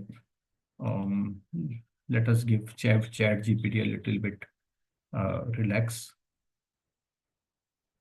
Yeah. So now we will be talking something about frequencies. Okay. Yes, to share the screen. Okay. Yes. Okay. So missing value analysis we are done with. Now this we have fun with. Now we will be talking more about frequencies.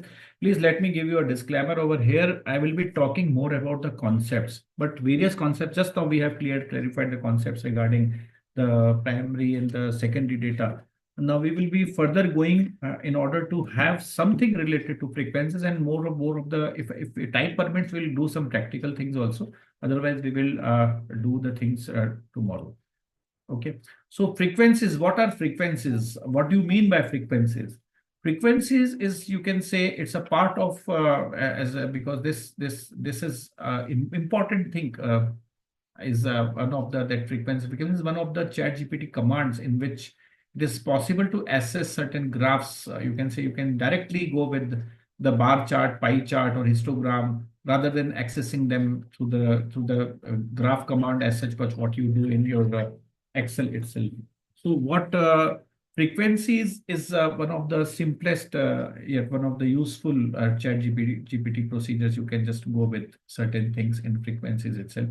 So bar charts are also one of the things you can ask ChatGPT to prepare bar charts. So bar chart is one of the things which actually depicts the continuous variable, right? If the variable is continuous in nature, we can use histograms rather than the bar charts. But if we are using bar chart, then it is something which is related to what you call is the categorical variable. So if the categorical variable is to be depicted, suppose for example certain grades, or certain, suppose we want to depict males and females, the number of males and females as such, or we can say the grades which people have scored in the class, like A, B, C, D, E, F, means the grades in their performances of their coursework, then it can be shown easily with the help of the bar charts. Otherwise, if the data is continuous, then we have to use the histogram. As I have told you that it is something which is related to the histogram itself. So histogram is used to indicate the frequencies of the range of the values. So a histogram is used when the number of instances of a variable is too large, and we want them to be consolidated. Then still we try to use histogram and come up with some normality curve also over there. So a good example is a breakdown of the final points of a class of the students, right? Since it would be too cumbersome to list all the scores on a graph, it is more practical to list the number of subjects within the range values. So range values, actually, when we are coming up with the range values, suppose for example 60 to 69, 70 to 79. So every range is having certain grades. So that can be depicted with the help of the histogram. But if we are depicting grades as such, then with the frequencies, then we should use our what you call as the bar chart. So here we will be using histogram when we are putting it in the ranges. So there are certain percentiles. So percentile and percentage, what is the difference? Anyone? Anyone? Percentile and percentage. Do you know the difference between these? Yes, sir. Yeah.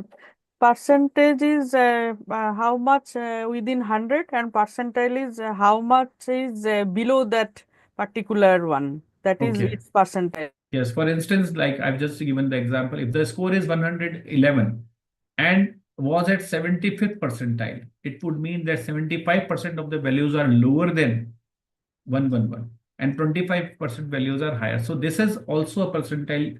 You can also calculate the percentage. It's also a part of the frequency itself, which actually tells us to go with the percentile. So histogram can also be there. I mean, histogram and what is just now I have told you that these things look similar. What is the difference between the bar chart and the histogram? I have just now told. Anyone would like to say?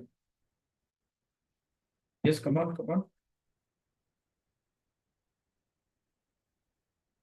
No one. What is difference between histogram and bar chart? You can Google also, no issues. But please answer. Sir, bar chart shows individual categories, but histogram shows components of each category. Okay. Yes.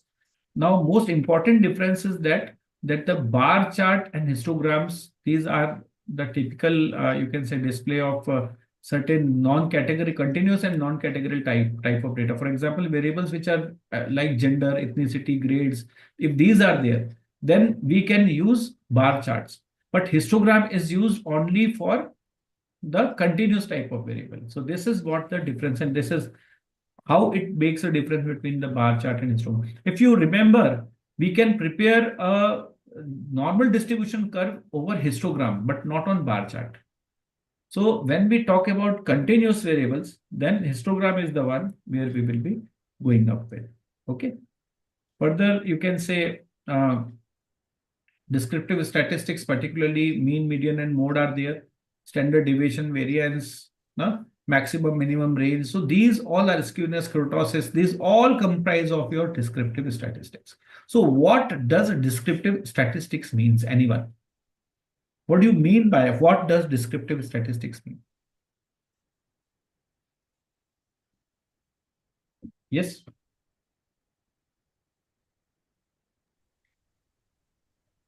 When descriptions are there, that mean, median, mode, all shows there. Data No, that is okay. Yes. That is what is depicted by descriptive statistics. Why this name descriptive statistics has been emerged? From where it has come up? And what does it show? And what is the significance of this? Statistical analysis. Yeah, Sumanaji, you are very correct that yes, these mean, median, mode are the descriptives. Yes, Chetnaji, you want to say something? Sir, it shows what has happened. Like how the data is distributed. Yes. So it describes the data. Na? Descriptive, Yes. as the name suggests. See, if I want to, I have some data because I told you that what comes in your mind when this word data comes. So you said, yesterday you said that there is one table which is having rows and columns and some things are filled. Now, if I want someone to describe that data to me, how I will be able to do? So suppose the data is related to some class. Some class means some of the, you can say, some section, A, B, C, there are 3 sections. And some test has happened. And people have scored various marks on it. So if I need to have some representative value of that data, through which I can describe that this is having this much of value, or what is the mean, I would say, I'm coming on the mean. the median, the mode. So these things actually describes the data in detail. That's why it is called descriptive, and also tells us that how much is the deviation of the data from the mean. That is what we call a standard deviation. Whether the data is normal or not, skewness and kurtosis, and what is the maximum value, what is the minimum value of that data. So these entire things, why I am emphasizing more on this? Because when we are writing results in our research paper or in our thesis, we normally ignore these things. And the other person, because when we want to tell other person, the layman, about my data, I have to depict certain things. So these are the things which must be there as a part of our research findings and research reportings. Then only I would say that my things are complete. Because once we are just directly going with the regression analysis without showing mean, without telling about that how many males and females are in the data, without telling that what is the income group of the people. So these, what are these? These all are demographics, these all are descriptives, which actually tells the main pulse of my data, what actually it is. So that's why these things are important. Okay. Now, another important thing is the statistical significance. Now, what is statistical significance? Yeah, anyone? What is statistical significance and why it is important?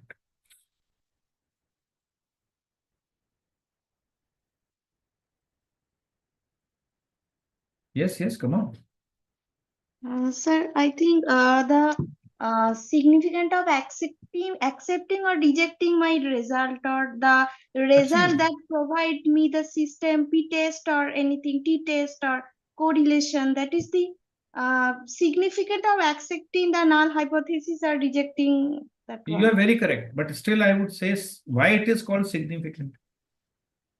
It is significant because it is, what is the meaning of this word significant? The meaning of this word significant is important. Yeah. Right or not? Yeah. So why I should accept or reject my hypothesis is the importance of the things behind it, which is actually depicted by the p-value. Yes. Why would I say that certain things are important? So all the statistical procedure, they involve testing of significance, the result of each analysis, right? So significance is typically designed with the words such as probability, statistical significance. That's what you are saying, right? So the Yes, word sir. probability is the source of the word p. We say p-value, na? So that's Yes, why sir. this p-value is important, right? So what is p-value? P-value identifies the likelihood that a particular outcome may have occurred by chance, right? So will you take that outcome which is occurred by chance, or will you be able to take that output of which I am confident of? So this p-value actually tells you whether you should accept the result or not.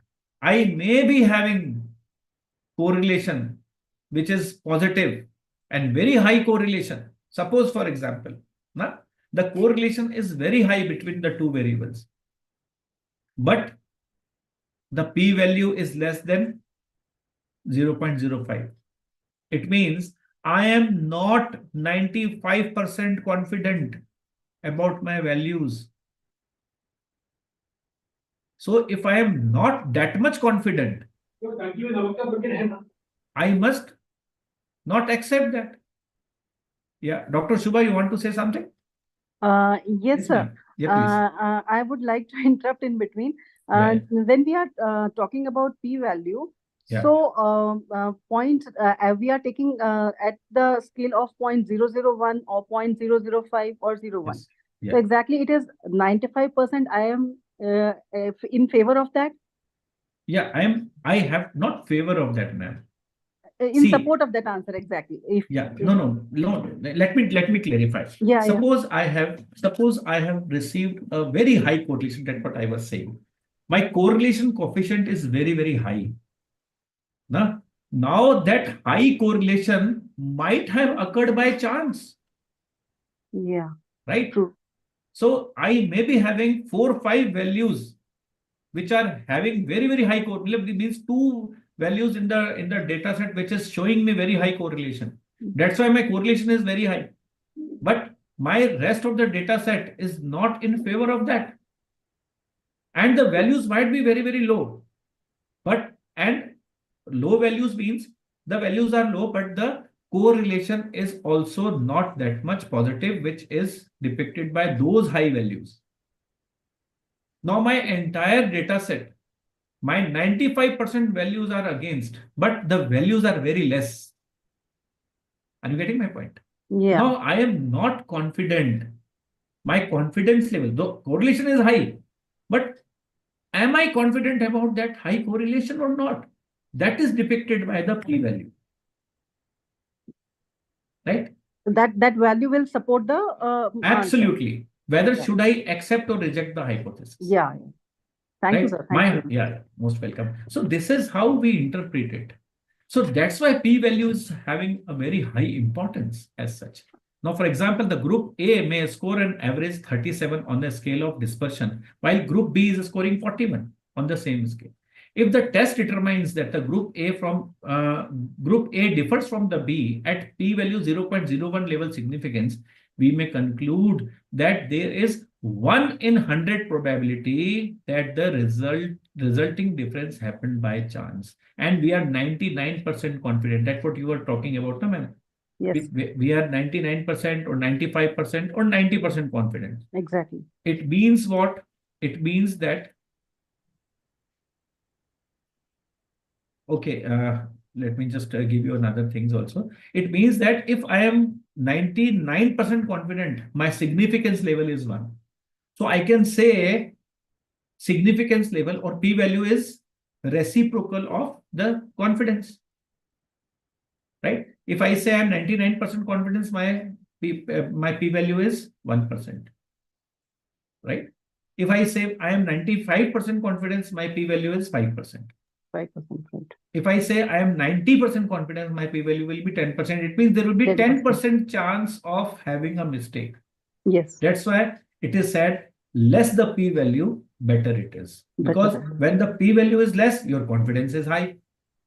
You are more confident. It means more data out of the complete data set is actually in line with your conclusion. Right? Thank you. Yeah, most welcome. Yeah. Now, what does this chi-square analysis identify as anyone? Very simple. Chi-square. Association between two variables. Excellent. It shows the association between two variables, or it shows that whether the observed values differ significantly from the expected values or not. That's what is the association. Okay, what is the t-test or ANOVA indicates, anyone? We have to do this. Difference between mean values. Yes, because we are comparing the means. Okay, so whether one mean is different significantly from the other mean. What does correlation or regression identifies? It depicts whether the two or more variables are related to each other, but all our significance value will be calculated, identifying the likelihood that a particular outcome is not reliable or is reliable or not. Okay, so whatsoever are the values we have to rely only upon, means even if the values is very high, but your p-value is not there, then it is not at all reliable. So what annotation it is having? So now what in statistics, this is again one thing, again one very important thing where the people make mistakes is that we try to prove. So nothing is ever proved. We actually try to test it. We do not want to prove it. So it is demonstrated or supported at a certain level of likelihood or significance. Right? So nothing is proved over here. Smaller is the p-value, greater is the likelihood that the findings are valid. Right? So it is called as a confidence level. When we say 95% confidence, then it is also means that it is we are 5% significance level. Okay. So it is generally accepted that if the p-value is less than 0.05 or 5%, then the result is considered as statistically significant. Or you can say it is 1 in 20 probability there can be many other ways of saying it. So another frequently observed convention is that when the significance level fall between 0.05 to 0.1, it is called marginally significant. Now it is not used. These days, marginal significant is not used.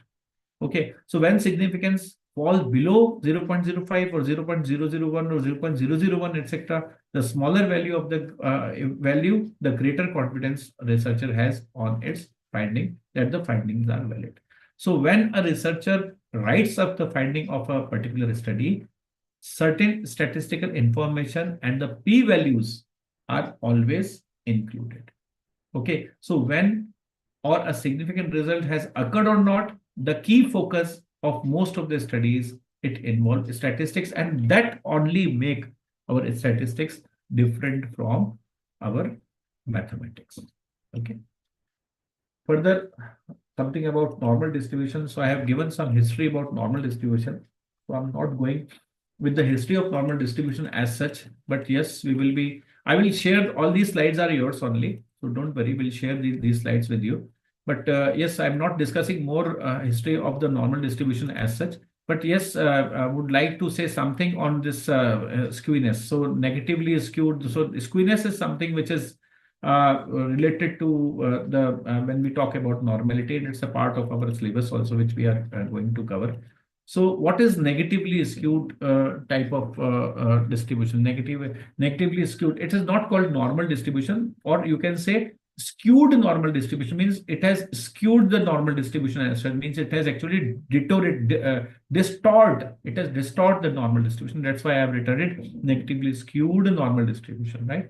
So when we say that there is long tail on the left side, and you see there is a variation from the mean. This is the mean, and the peak has actually deviated from the mean itself. So median has got deviated from the mean. Or you can say mode has also got deviated from the mean itself. Then it will be called as a negatively. And it has deviated in such a way that it has gone on the right hand side. Then it will be called as a negatively skewed. And the example is given as such because it happens when most of the frequency is having the higher values. Like you can just say the per capita income of any country, that will be having a negatively skewed value because people try to have more values. They try to earn more, right? So it is having certain things which is having a negative skewness. In the same way, there is a positive skewness when people tend to have less value. Okay. So this is called positively skewed type of distribution. It is having a skewness on the other side, or the tail will be long on the right hand side. For a normal distribution, if we see, then it is having this much of normal distribution that it comprises of 60%, 68% of the values will lie between plus and minus 1 standard deviation. Okay, so otherwise, if you are having frequencies or other values over here, it will be called as a simple normal distribution. And this, what we call normal distribution, which has been shown over here, is a standard normal distribution. That's what actually the difference between the normal distribution and the standard normal distribution is. Because here the mean will be taken as a 0 in standard normal distribution, and rest of the things plus and minus will be taken in the form of the standard deviation from the mean, that is 0. Okay, so when the mean is taken as 0 and the rest of the distribution is distributed relatively from the mean taken as 0 as such, then it will be called as a standard normal distribution. And for that, we calculate Z scores also.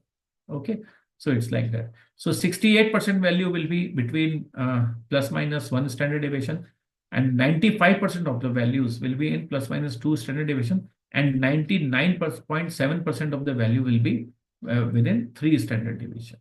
So when it is so, then it will be called as a normal distribution. Or you can take the example of the height of males or females in India. So you will find it as in a normal distribution itself. One more thing is there in case of normal distribution is that everything in the world, in the universe, it actually follows a distribution. That's why this is called normal distribution itself. It means that why normal distribution is called normal distribution, this is again one question. Okay, and the answer to this question is that if you observe most of the distribution of the universe, you just take the distance of, you just take Earth as a middle and take the distance of the scattered galaxy, you will find that it also is having a normal. Just see the shape of the galaxy itself. You will find there is a this shape curve is there. Okay, so everything in the world, in the universe, it follows a distribution, and that is normal and rest is abnormal, I would say. So normal distribution can be defined as a distribution which is being you can say enjoyed by, or which is being observed by most of the things of the world as such, and that's why it is normal, and rest all is abnormal. Okay. Now there is a law of the averages, or you can say there are certain, so all the things, mean, median, mode cannot be depicted at one place. I would just skip, this is some certain which is we call as a law of averages also. So there is central tendency which we have studied. Mean, median, mode, everyone knows. I'm just skipping this slide, but there are various insights in this particular slide itself. You can just afterwards just have a look of that. Okay, there are certain variability around the mean, which we called as a variance. And when this variability is standardized, this is called standard deviation, which actually tells that how much our data is deviated from the mean itself, right? So it is called, you can say, the measure of deviation from the normality can be in the form of either kurtosis, you can say, or it can be in the form of, kurtosis is something which is peakedness or flattedness of a normal distribution curve. So if this middle curve is a normal distribution curve, then this is a elliptochrotic and this is a platochrotic type of distribution which is there. Okay, so skewness can be estimated and calculated in the same way like the other things can also be done. So what actually the standard error is, particularly if we see, so ChatGPT actually computes the standard error for the mean and the kurtosis and the skewness itself. So standard error is something, it is there is a logic behind this also, what the standard error is and why it is called a standard error. So on one hand it is standard, and on other hand it is called error. So what is this dilemma? So we should understand that why it is called standard error. So the explanation is like that if we take some random sample from certain population, okay, and we try to take the mean out of it, because we consider that if we are taking sample, the sample should depict the entire population. And we have taken a random sample from a big population, and we calculate the mean, and that mean, suppose has come X. Okay. Now, if I take another random sample from the same population, the mean may not be equal to the mean which I have calculated before. So the before calculation mean is X, and the afterwards if it is Y. The standard error is nothing but the difference between X and Y. Because I am going to depict my entire population with the help of a sample. So sample statistics will help me in depicting the entire population, but to what extent I can say my sample is correct? Because I have taken one sample, another sample I have taken again. So if I keep on taking samples again and again, what will happen? There will be some difference in that mean, in that particular sample's means also. So the under root of, or you can say the standard deviation of the errors in all these samples will be nothing but the standard error. And we have to adjust the calculations with the help of standard error in order to come. That's why it is sometimes we try to calculate standardized calculation of our distribution. So that for that purpose, standard error actually is there. Skewness, I have already told you about it, what skewness is. So it is again when we are considering the data, or you can say the entire function of the data. It is one of the important you can say consideration which is there when we are seeing the when we are screening our data as such, because it is something which is deviation from the normality. And skewness, I have already told you, it measures that indicates to extent to which the data deviates from the normal distribution. So there are two types of skewness. We've already discussed positive skewness and the negative skewness as such. Now, another thing which has come is a normal distribution, which I have already told you that what normal distribution is, why it is so, and how it is so, and why it is important to understand the skewness, because if the data is skewed, it is not normal. We cannot apply those tests which otherwise are applied on the normal distribution. As such, this is again very, very important to understand. So this is all about what I had to discuss today with you. And yeah, now please tell me if you have any question, because tomorrow we will be discussing something which is related to understanding, or you can say calculation of the skewness, or even we can try it once, because we have not used the other slide, other data itself. So I have actually again crossed my time limit, but can we do some calculation on ChatGPT, particularly regarding the skewness, if you are interested? Please tell me. Sure, sir. Okay. So just please let me share my screen with you, and we'll open the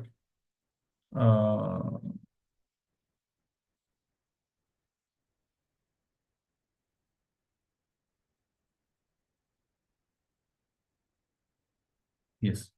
So the another file which we are having is income and grades file, right? So just let me have a look of that income and grades file, so that we will be able to understand that.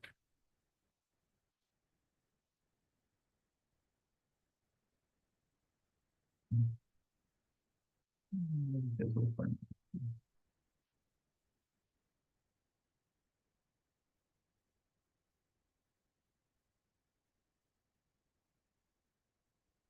File, previous file which was open.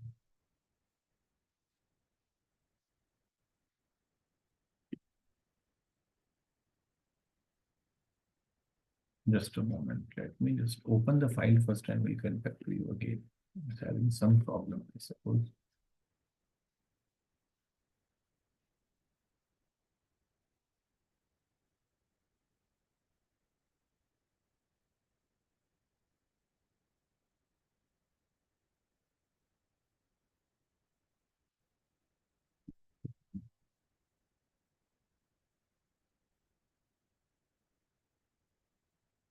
Have you opened this file on your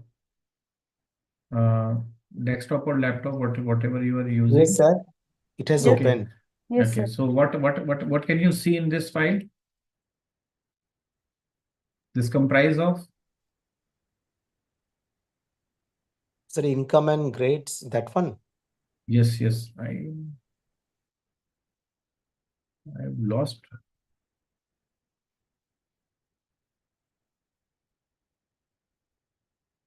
Where the console has gone, even this, I cannot see the zoom things coming up over.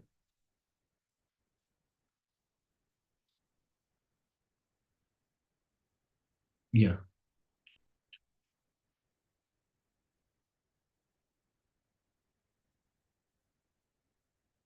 Can you see me? Yes, sir. But I am not able to, I don't know where the console has gone. Previously it was here only.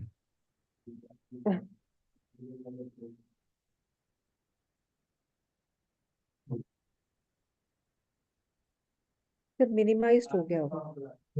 ये दिख ही नहीं रहा था, minimise होके भी कहीं ना कहीं तो होना चाहिए ना, ऐसे तो।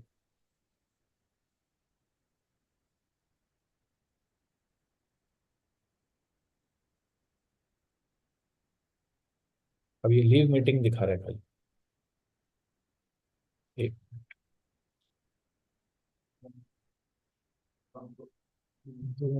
वर्कप्लेस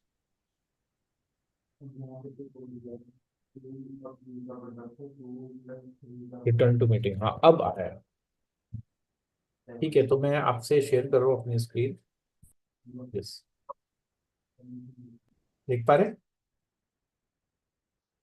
तो ये रही वो फाइल जिसपे इनकम और ग्रेड्स है। Yes sir. ठीक है, मेरी स्क्रीन देख पा रहे हैं ना आप लोग? Yes sir. Okay, so income और ग्रेड्स यहाँ पे दे रखी, तो let us do some ChatGPT function on this so that we must be able to, yes here it is. तो इस फाइल को मैं अटैच कर रहा हूँ इसके अंदर, जैसे कि अपन हर बार करते हैं। ये फाइल है income and grades.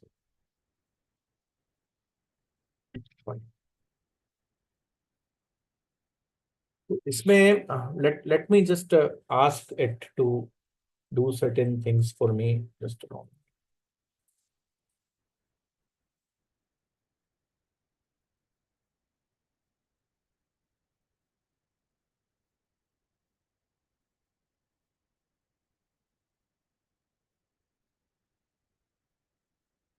Calculate the coefficients of skewness for both the variables in the attached file. Coefficients. I will take as mentioned.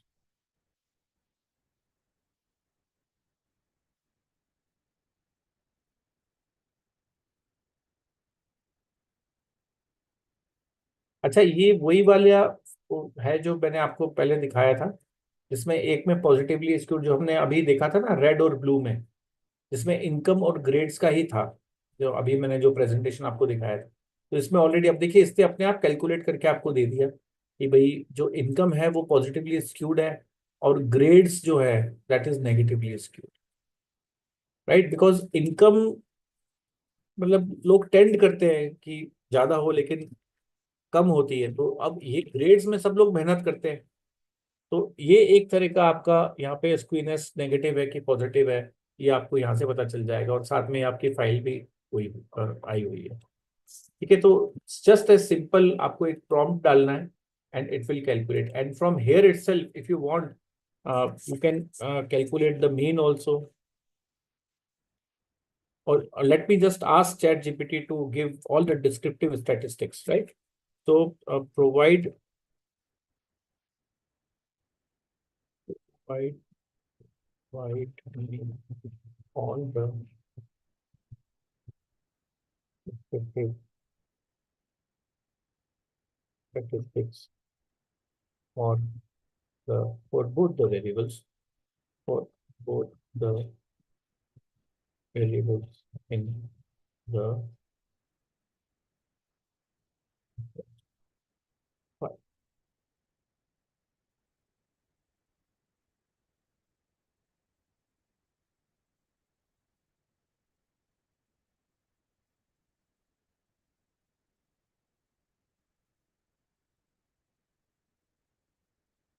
देखिए स्टैटिस्टिक्स इसने देखिए दी, आप डिस्क्रिप्टिव स्टैटिस्टिक्स टेबुलर फॉर्म में बड़ी ब्यूटीफुली दी है। दोनों ही इसकी काउंट भी दे दिया है इसने, प्लस साथ में मीन दिया है दोनों का, स्टैंडर्ड डेविएशन दोनों का दे दिया है, मिनिमम दे दिया, और 25 percentile, 50 percentile. 50 percentile is nothing but median, okay.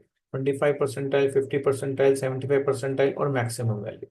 देखिए ये सभी कुछ इसने दे दिया। तो these all actually comprise, these all are to be reported. So और ये सामने साथ में ये भी बता रहा है, I have calculated and displayed all the descriptive statistics of both the variables income and grades in your data file. Let me know if you need the further analysis and interpretation, right? अभी हम इसमें इसको histogram plot करने के लिए भी कह सकते हैं। So let me just give it to plot the histogram, because that is also a part of our things. तभी मैंने इसको हिस्टोग्राम बनाने के लिए बोला है, because both the variables are continuous in nature. So I can ask it to prepare a histogram. So plot histogram for income and grades. Now it is doing it. Let us see how it does, and it will produce. Now see, this is the histogram which is being produced. देखिए same चीज थी जो मैंने आपको बताई थी उसमें, if you remember, जो हमने प्रेजेंटेशन देखा था उसमें यही वाली चीज आ रही थी।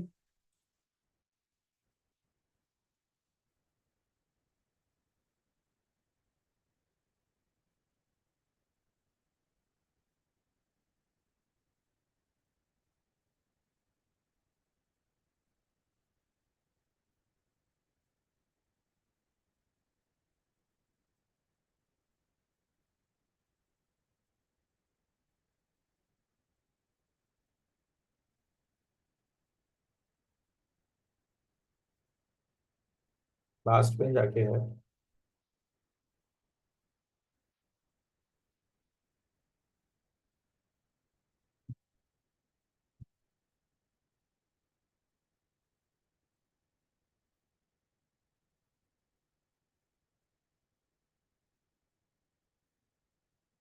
ये देखिए,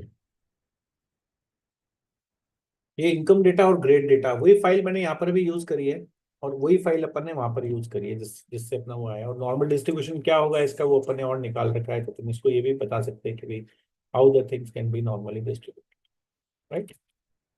So this was the last thing which we did and अच्छा, अब इसी के अंदर आप चाहो तो इसको ये भी कह सकते हो कि prepare a box plot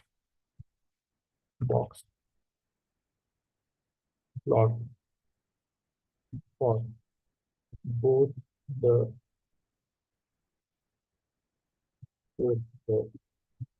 area.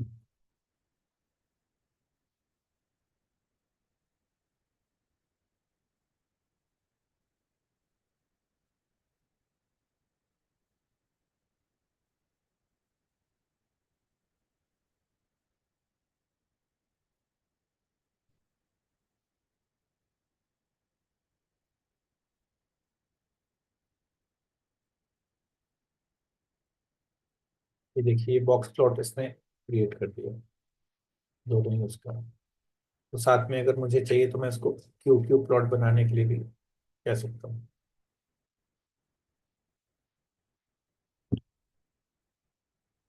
ये देखिए ये क्यू प्लॉट दोनों ही वेरिएबल्स का। तो बीच की जो लाइन है वो आपको नॉर्मल डिस्ट्रीब्यूशन की लाइन होगी। अगर डिस्ट्रीब्यूशन इसके ऊपर होता है तो नॉर्मल है। अब देखिए ये डिस्ट्रीब्यूशन जो है ये भी स्क्यूड है और ये भी स्क्यूड डिस्ट्रीब्यूशन, ये दोनों ही चीजें यहाँ पे डिफरेंट। और जैसे अगर आपको अभी आगे और पूछ रहा है कि कोरिलेशन एनालिसिस करूँ क्या, हाइपोथेसिस टेस्टिंग करना है क्या, तो इसके बारे में भी अपन पढ़ेंगे और करेंगे भी। ठीक है, तो this is all from my side today. I hope आपको आज का सेशन भी अच्छा लगा होगा।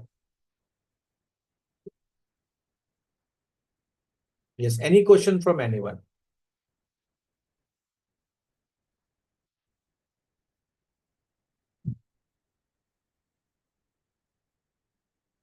Yes. Or any feedback from anyone or anything specifically you want to know or understand? Yes, Ganesh, you want to say something, sir?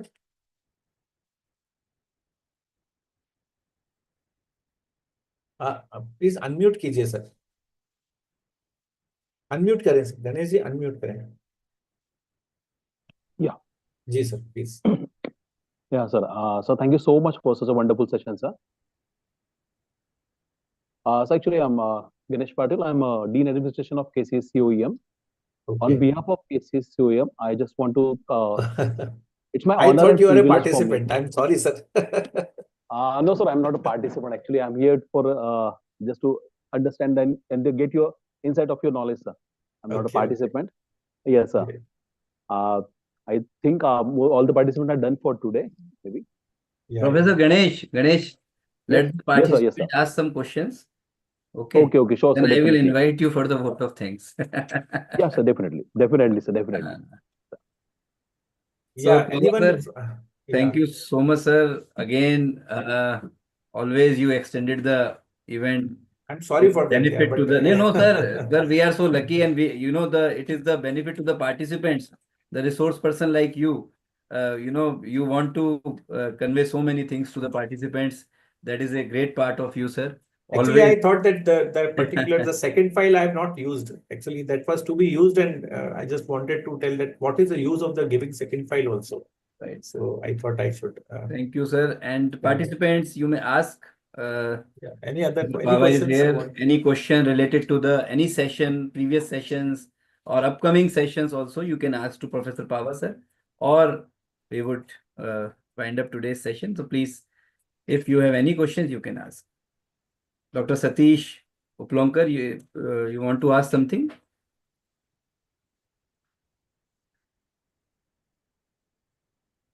आज तो आरती जी भी हैं, तो Yes. चार चांद लग गए कल हमारे आरती सेशन मैम में। थोड़ा busy थी. Today's Aarti ma'am is here. I think, ma'am, how's your health? I was not keeping well actually for last 2 days. This throat infection Otherwise, sir, gave ऐसा me. तो हो ही नहीं सकता कि मैडम तो मैं वही कह रहा हूँ, मैंने कहा क्या पता नाराज तो नहीं हो गई हमसे। मेरे को भी अरे कल से थोड़ा सा यही सर, लगा था। सर कहाँ जाएंगे आप लोगों से नाराज होकर। चलिए, तो आई थिंक सर अच्छा, देयर तो इज क्वेश्चन। एक बार सबको आप जरा ऑन करवा दीजिए वीडियो। या तो वीडियो प्लीज ऑन हो जाए तो सबका एक फोटो हो जाएगा। Yes, Mr. Sandip Banerjee, how are you? Fine, sir. Fine. Everything is going good in Kolkata. Yes, sir. So थोड़ा come ठंडा भी पड़ गया। come in Jaipur 2021 December. We are also organizing. Try to make plan to visit Jaipur also. A knack visit on those days in my college. That is a big problem. Okay. Give us the opportunity to. Sanbat sir, thank you so much once again from the public platform also for your hospitality during our Kolkata stay. Thank you so much. Thank you so much, ma'am. It was my duty. Oh, sir. चलिए sir, काफी लोग आ गए हैं। Yes, sir. मैंने ले लिया है, sir. I have taken the screenshots. Thank you so much, participants. Great. And please, I request all the participants to please join through Zoom and, gain some knowledge. Don't, participate for certificates only. I know, you all will get the certificates. There is no question. But I think you should join all the days to learn. And I will again share the assignment quiz for this session very soon. And thank you so much. We will join tomorrow's day 4 on the same times. And so before we round up, I would like to request Professor Ganesh Patil, HR, KCCS College of Engineering and Management, Jalgaon, for the formal vote of thanks. Yes, Professor Ganesh, now. Yeah, thank you so much, sir. Thank you so much. Actually, it's my honor and it's my privilege as a HR and Dean of the KCCUM to propose a vote of thanks for this 5 days development program, FDP development program on mastering research and research methodology in AI. Firstly, I want to express my sincere gratitude to our distinguished resource person, Dr. Manvinder Singh Pava.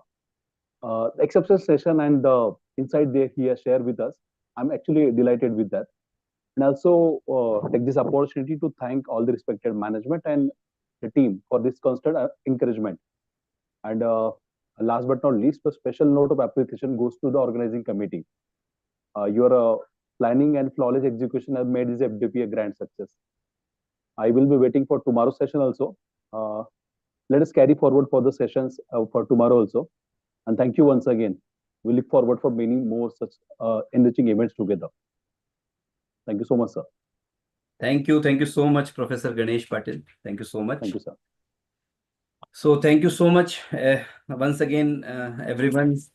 Professor Pava, sir, keep your blessings. I am soon going to send something on your mail ID. So please accept it. For the whole day. You didn't got the time. And I would request all the participants to please, you can send your paper chapter. As soon as you send us, we will publish it.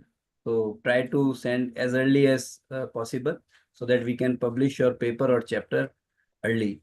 And you can also prepare the abstract for our upcoming conference if you are interested to participate in the upcoming conference. Yeah, Raviji, please tell them about the book with which we are also coming up. If there is someone who is doing some research on accounting, so they can also. You can share the. Can we share the? Yeah, why don't please share it on the group. If you have, you can share, sir. I don't have on this laptop. Okay, means, or we will share tomorrow. There is no problem. Yeah, that can be. Yeah, yes, sir. Yes. Or you can share from your WhatsApp to this group, no? That I can share, sir, but I want to, for this on this platform also. Okay. That I will explain about those things. Thank you, sir. Right. So thank you, sir. Thank you so much. Thank you, every participants. Thank you, sir. Thank you, Aarti ma'am. Thank you, sir. Thank you, Aarti ji, for showing the face.